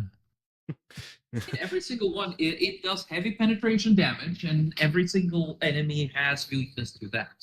Yep. And then I got that armor that increases the amount of ammo I can carry, and it's just like, I don't need anything else. Anyway, on that note, let's move on to some memes. Shall we? Yes. So first up, this one's for Trim. Cut your bags, honey. We're going to Disneyland. Cashforspiders.com. This one's also for Trim. Do you have old, broken, or spiders you just don't wear anymore? Turn them into cash. Cashforspiders.com. This one's also for Trim. Spider unboxing. Oh, you fucking retard. Oh, there's a crawling sensation on my arm and I don't like it. Fuck you. This one is for Dave. Driver is old. Can't your hear horn. Can't your see finger. Have a nice day.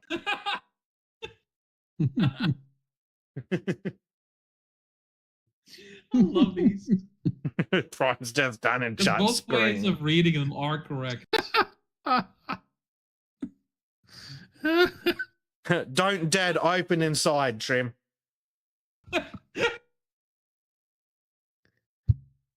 Right, let's have a look at the memes Trim's posted.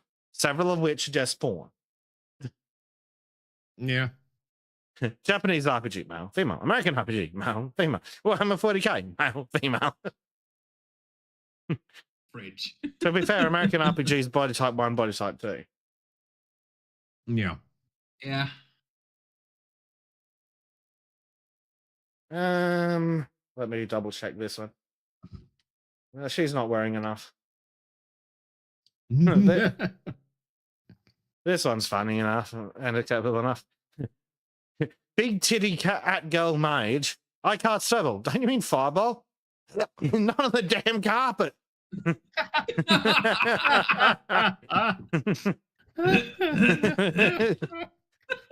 Oh God. Oh, Bleach, you know that noise, wouldn't you? It's amazing how fucking fast you can wake up in the middle of the night when the cat's on the bed making that noise. Oh, I know. There's a reason why the cat will do that in the part of the house I'm not in at the time. Like the other side of the fucking house. Bastard. The funny thing is, Where's the my first big time, titty cat a girl house- made? I wish we had one. I would even accept the hairballs. But the first time You say I that heard now. that noise, we'd see. It But have you depends on seen the size of the what sister- titties, Bleach? Exactly. Yeah. You gotta, sacrifices must be made, and some sacrifices are worth it. But yeah, I've never seen my parents move so fast that when our orange cat started making that huffing sound. That was funny. It's such a horrible And then sound. I quickly learned why. Yeah. Oh God, why did you give me your toughest spells? It's simple, Marshall. You are my main. I recognize that. That's the version of God Yes. from Monty Python. You are correct. Yes. Did they use it in more than just one? Because I think they might have. I Definitely at think- least in Holy Grail. I think they used it in the Arthur one. Yeah, Holy Grail. Yeah, the Holy Grail. I don't think they used it in anything Yes. else.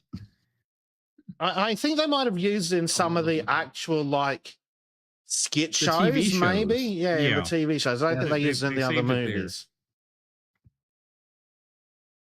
Our animator died of a sudden heart attack. Oh my God, the fucking subtitles at the start of Holy Grail.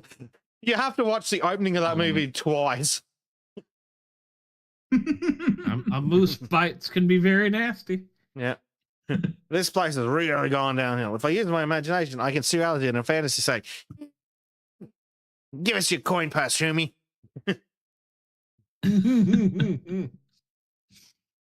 We've had this one before, but it's still funny and it's slightly more relevant now. Before and after COVID shot. You think this is funny? Ricky, yeah. I love Ricky. Ricky's great. I'm so happy for him that he's managed to make a career out of being a bit retarded on the internet. Because there's no fucking and way crippled. he'd have, yeah, but there's no way he'd have anywhere near the money any other way. No. I'm quite I happy think he's the found other success. great thing Oh, yeah. for him is he's taking it, making light of it, but also making it hey, if you're in this condition, you don't have to be miserable. Just do something with your life, motherfucker. Yep. Unfortunately, he's in the era of the internet, and he seems to make quite reasonable money. Yeah, at least makes money for some pretty fucking expensive chairs. So Yeah. because he won't be able to hold down most real jobs. Like maybe he could get something in tech or something, just Maybe. using a computer all day, but he'd certainly never be able to get something outside of the fucking computer-based industry. So Yeah, I love Ricky on so many yeah, levels. I'm very happy that he's managed to be so successful. I'd like to be half of that successful, but I think I'll keep the body if that's the trailer. Like riding a bike. That's mine. Yeah. Get back here. Fox said, just because something looks like yours doesn't mean it is. See, Fox said yours is still at home.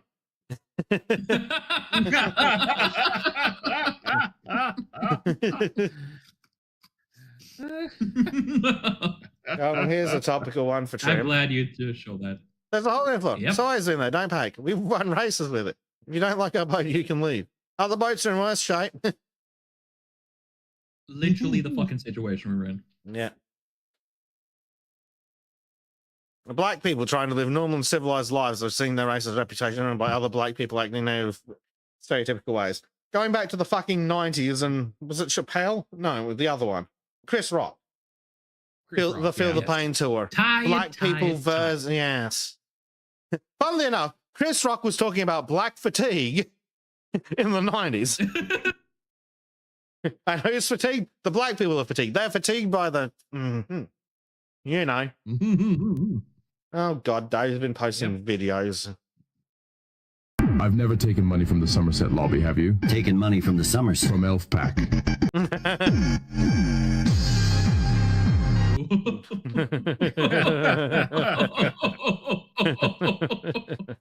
Oh, yeah.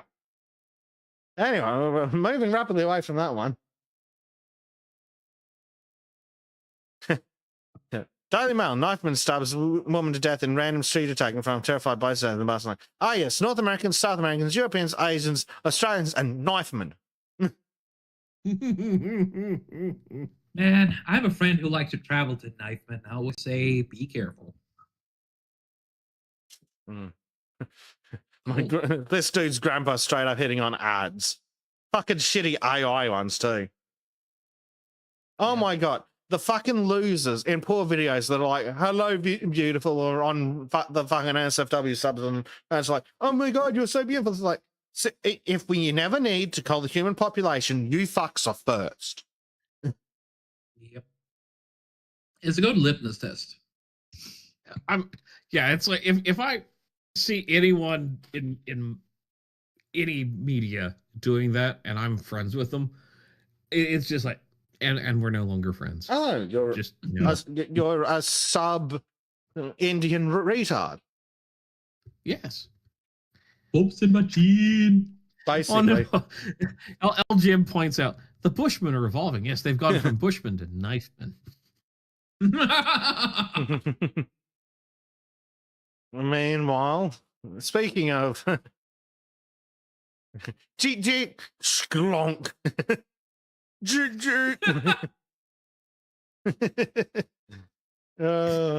Apparently some fuckhead drove into a tunnel painted like that recently, or possibly. Yeah, Danko was saying that no way. There was graffiti that may have been misinterpreted as a tunnel entrance that someone crashed into. But apparently, even worse, previously, some fucker just straight up drew a fucking tunnel under a bridge and some wanker went plowing into it.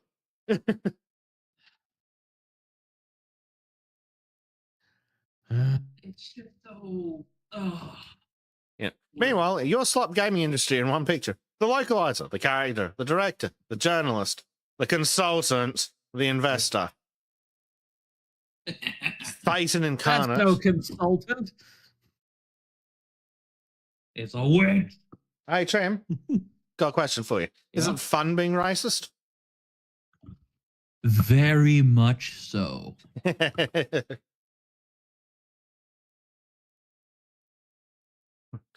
Britain's first gay surrogate parent charged with rape and human trafficking. Imagine my shock. Say, the sun came up today. Well, yes.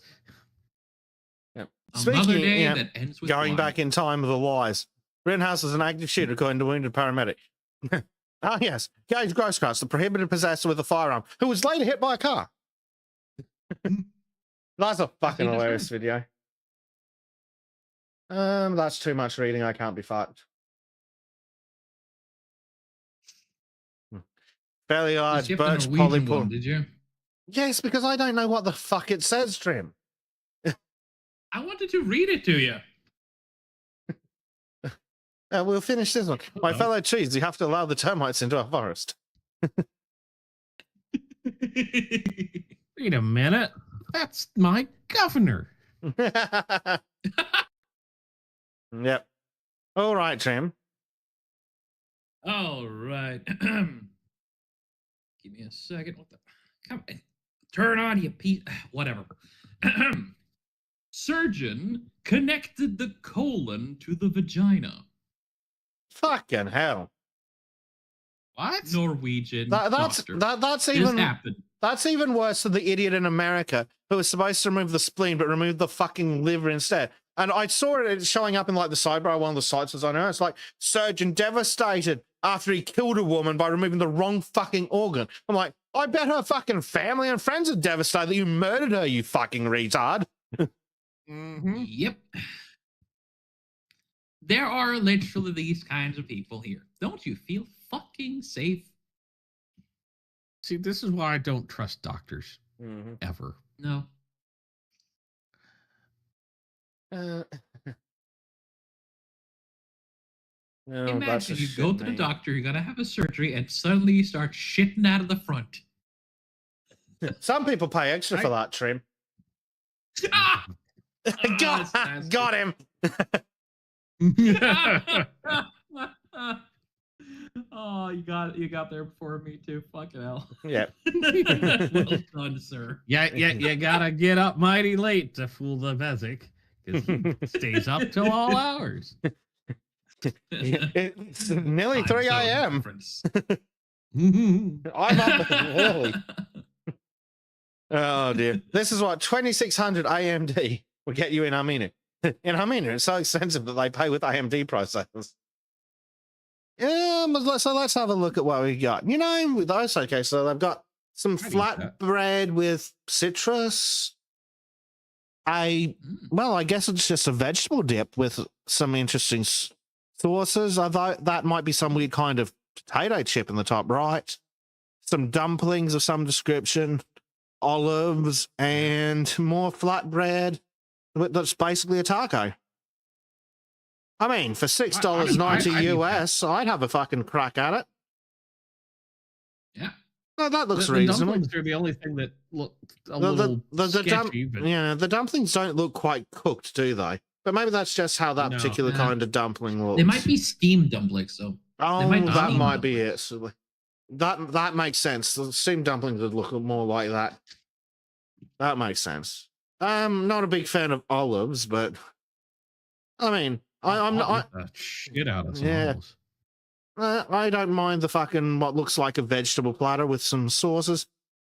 I hope that's regular cow milk in the cup or something that's not weird. I know they do weird things in I think Eastern it's a Southern garlic Europe. dip.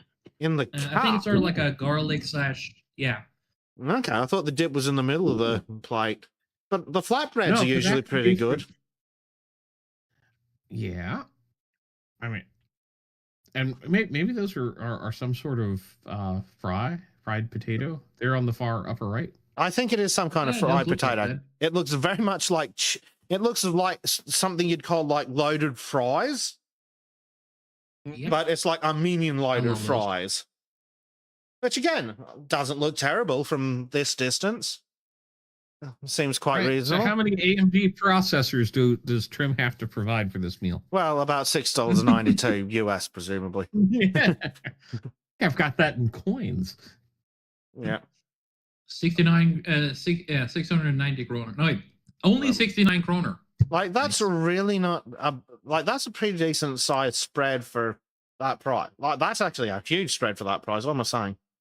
Yeah, the flatbreads are usually pretty nice. And critically, it's served on fucking plates with cutlery. Mm-hmm. Yes. So it's not Indian. Also, fun fact. Do you know what happens if you overlay the deaths by diarrhea and the countries that eat with their hands map? The 1 for 1. Yes. Pretty much. Because there's apparently the map has 3 countries: countries that eat with fork and spoon, countries that eat with chopsticks, which is like East Asia, and then there's countries that eat with their hands. And basically, The ones that use fucking implements, not the ones that die of shitting themselves. Yep. And also, here's the thing: you do know how we also eat with our hands. You know, we have finger food. Yes. Now, Right. Here's the crazy fucking difference thought. between us and them. Yeah. We don't So wipe our washing your ass hands? first with our hands. Yes. But it's also the way we eat with our hands. Because I have gone through the Twitter feed and been exposed to this fucking shit. When a civilized person eats with their fingers, a maximum of 3 fingertips get close to the mouth. We pick up something. However, they do that weird scooping thing with all 4 fingers, don't they? yeah, and they shove all the fingers halfway into their mouth. Yeah, so they share it back into the fucking dish. Yes. Yeah, like, so even for Westerners, our finger foods, we're less likely to contaminate, even eating them. Because again, we don't generally touch our fingers to our mouths for finger foods. Unless we're not sharing and we're being a fucking pig and we're just taking the bag of chips and going...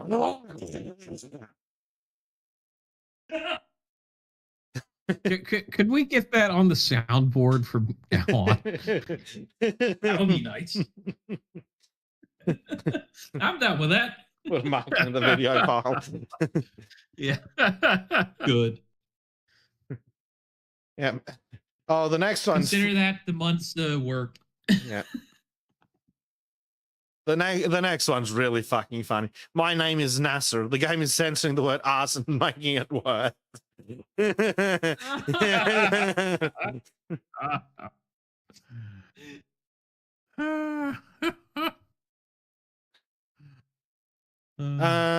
King of Innas aren't all the singer food. I mean, they can be, but you also have the option of poking them with a fork. Yes. It's really more a matter of how far does the finger with the food travel inside of your mouth? And does the hand generally make contact? Because when the Southern Asian countries do that scooping thing, they basically put the whole hand to the mouth to get the food off, because you have to do that. But yeah, generally when we're eating finger food, we don't necessarily even touch our mouths with our fingers at all. We try to avoid it. But yeah, I mean, going back a page, I mean, fork, poke olive, insert into face hole. Mm-hmm. Gently. Yes. Now the question is, which face hole? I legitimately want to try those fucking chips. Yeah, they look pretty good. And I kind of want to try the dumplings, because the thing is, yes, roasted dumplings are maybe the best ones, but never fucking don't hate on steamed dumplings either. They can be really nice. And I suppose it depends on what's in them, but like the dumplings you get here are like from takeaways and they're deep fried. Yeah. So it's a very different texture and it's a very crispy shell. But yeah, like the flatbreads are usually pretty nice. You can go along. Yeah. Apparently, you can actually get increased fiber, like wraps and things, from the store for very little extra money, and you can just wrap shit in that and basically do yourself like a taco or a burrito with an increased fiber wrap, which is an excellent way of adding extra value to your diet. Like, there's this wanker on YouTube Shorts. He's not a wanker. He's obviously a very lefty guy, though. He's called the Plant Slant. He's the guy with the cottage cheese, if you've seen him. But oh yeah, he mostly does a pretty damn good job about talking about how it's not about restricting things. It's about like adding things and looking at higher volume, lower calorie foods and things you actually want to eat. Right. It's like quite a it's a very high quality channel, but he's like, oh, I don't normally eat meat. And it's like, it's whatever. He's kind of vegetarian. But yeah, like it talks about how you can add things and make lower price meals and like beans, potatoes, things that are high in fiber, things that are higher in protein. Like you can get. Is it the guy with the obsession of beans? Yes, it's the Bean Man. Yeah. Yeah, I like to watch him a lot. I even tried some of his recipes too, but I Yeah. add bacon to mine. Yeah, that's it. And like he does a reasonably good job of showing how you can do the substitutions like that. And he's not preachy about the meat, which I think is quite reasonable. He's very obviously lefty, but the content is still very high quality. So, Yep. not much point depriving yourself from quality content. But yeah, like talks a lot about cheap, high quality meals. And I sit there and go, shit, yeah, that looks reasonable. Like, oh, you want to do yourself some fucking tortillas or something? Try getting the high fiber wraps. Yeah. And then you put He did beef. He did a potato thing. Oh, sorry, you first. Like he'll do things like put in beans and tofu. But we'd put in like some ground beef and then some beans because the beans are cheap and they extend it so you spend less on meat. Then you sprinkle on some cheese and you've got a high fiber wrap. And apparently something like 90+% of Americans don't get enough fiber, which is probably Sounds weird. So yeah, like you just get a high fiber wrap and then you have yourself like a fucking taco or a tortilla or whatever the fuck it is. Like you put in some ground beef, put in some beans, put in a nice sauce. And he quite often says, "Oh, my homemade sauce," as he fucking pops the lid and go because he's funny. Yeah, like eating healthy in part is about making it easy and accessible. And yeah, I'm very tempted to go down to try and find some places and copy some of his stuff, but like potatoes, beans, cheap feeling.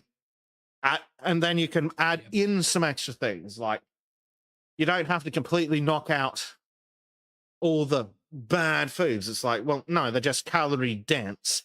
And your body doesn't fucking know what to do with a food that calorie dense because it's not triggering any of the mechanisms by which your body knows you're done fucking eating. So boil yourself, roast some potatoes. Yes. Speaking of potatoes, this is one thing he showed off recently, and I really want to try it. So he takes like a large potato, cuts them into these pucks. He roasts them in the oven. Then he adds cheese, roasts them again, so you get like these tiny cheese. And with the cheese, of course, he adds bacon or whatever else you can do. So you have basically roasted potato pucks with cheese and bacon on top of that, a little bit of sour cream, and then some spring onions, and they look fucking awesome. Yeah, so you can eat more volume with less calories, but then you can add in like some extra protein or some extra fiber. So you're feeling full and not sitting there munching on a fucking lettuce. Because what happens if you munch on the lettuce? Your body's like, well, I haven't eaten yet, fuckhead. Go get some food. Because your body legitimately does not know what to do with foods that high in calories.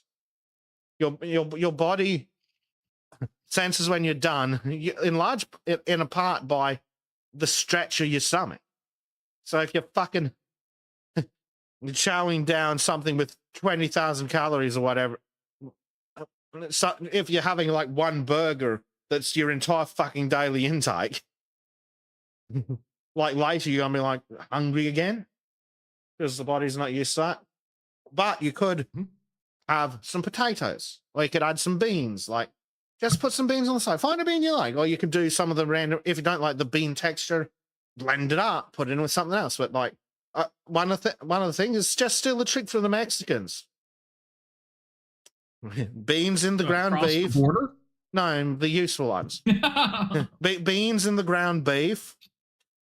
And boom, you've added fiber and you've extended the ground beef and it's lower calorie. So you can have more tacos for the same amount of calories. Yes. And shit like that. You always want more tacos. But yeah, I highly recommend that guy, the Plant Slant. Tries a bunch of things, has a go at people. Like one of the things he talks about is all these idiots are like, "Oh, diet soda's bad for you. Aspartame." It's like, Oh, and then he talks about like the actual limits, like the level that actually harms you is something like 100 times higher than the maximum recommended intake. And to get to the maximum I'm able to drink. To get to the maximum recommended intake, like you actually 86 Will kilos. you let me finish? Yeah, 86. I'm sorry. Go on. To get to the maximum daily intake, you need to drink like 20 cans in a day, which I might do on a really hot day. But again, it's like, what's worse for me? Drinking 20 cans with aspartame or drinking 20 cans with fucking 100 grams of sugar each or whatever the fuck it is? I'd be dead by now if I drank the same amount of full sugar soft drink. Anyway, yeah, you can crack on, Jim. Yeah, it's for someone who's 85 kilos, you can drink about 16 cans a day without any issues, and it increases with your weight. I can drink double that. I'm like 140, so again, from what someone who looked at that math, they was like, oh, you can go almost double that, which is fucking awesome. I don't drink that much. Good to know I have the option.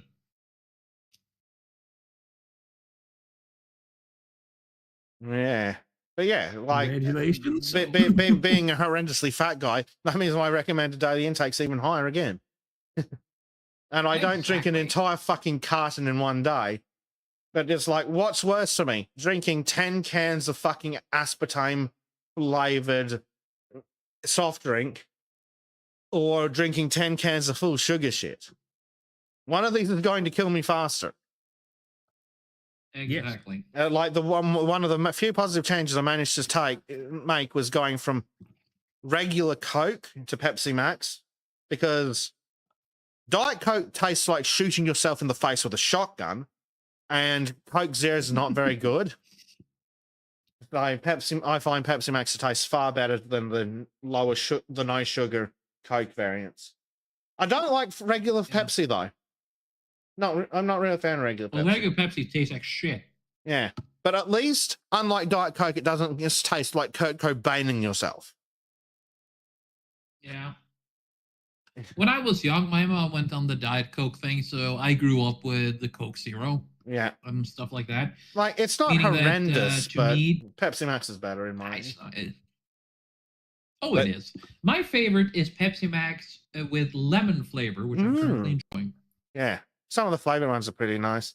I don't find that the Pepsi Max with vanilla is as good as the Coke with vanilla. Anyway, go on, Bleach. I'm having beer. Yes, but I I'm would fat. have beer too, but I'm gonna go drive my sister-in-law after this. So even more reason to have at least one. I like my sister-in-law. I don't have a problem with her yet. Yeah. Marcus says that apparently the Coke Zero they get tastes like the regular stuff, just how much sugar in it. Huh. Well, I'm not sure what's going on there, but the Coke Zero we get tastes very little like regular Coke. But it's still drinkable, unlike, again, Diet Coke, which tastes like leaving Nirvana.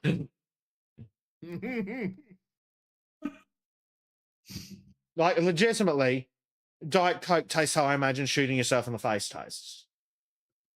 With a shotgun or with Courtney Love? Either or. God, no. Rather shotgun, please. It's still better than a Yoko Ono to the face. Oh, dear God, no.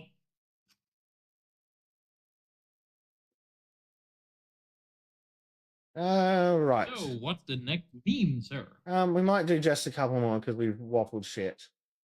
Ooh, waffle shit. Ooh, this one's a spicy one. Mexican slow cooker, $30,000. Yes. Is it still available?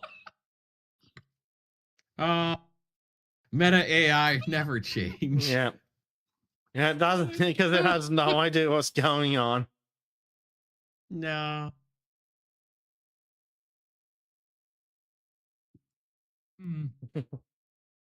I mean, 300,000 Norwegian kroner for a truck. Not the worst deal.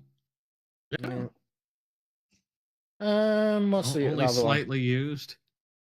The, Grilled Mexican smell might be shaded out. here's one. Fucking IGN. This is Stellar Blade 7. Good. Great in all the most important ways for an action game, but dark characters, lackluster story, and several frustrating elements of this RPG. That other crap mixtape 10. Masterpiece. Including an interactive tongue kissing game. By the way, the characters are supposed to be teenagers. Yep.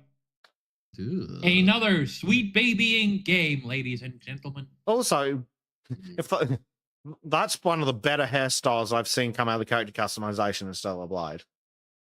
Yep. Now that it I has like short been hair. altered by the gaming community to run easier on computers, it's tempting to acquire a copy of like that hairstyle like better than some of the other ones in it.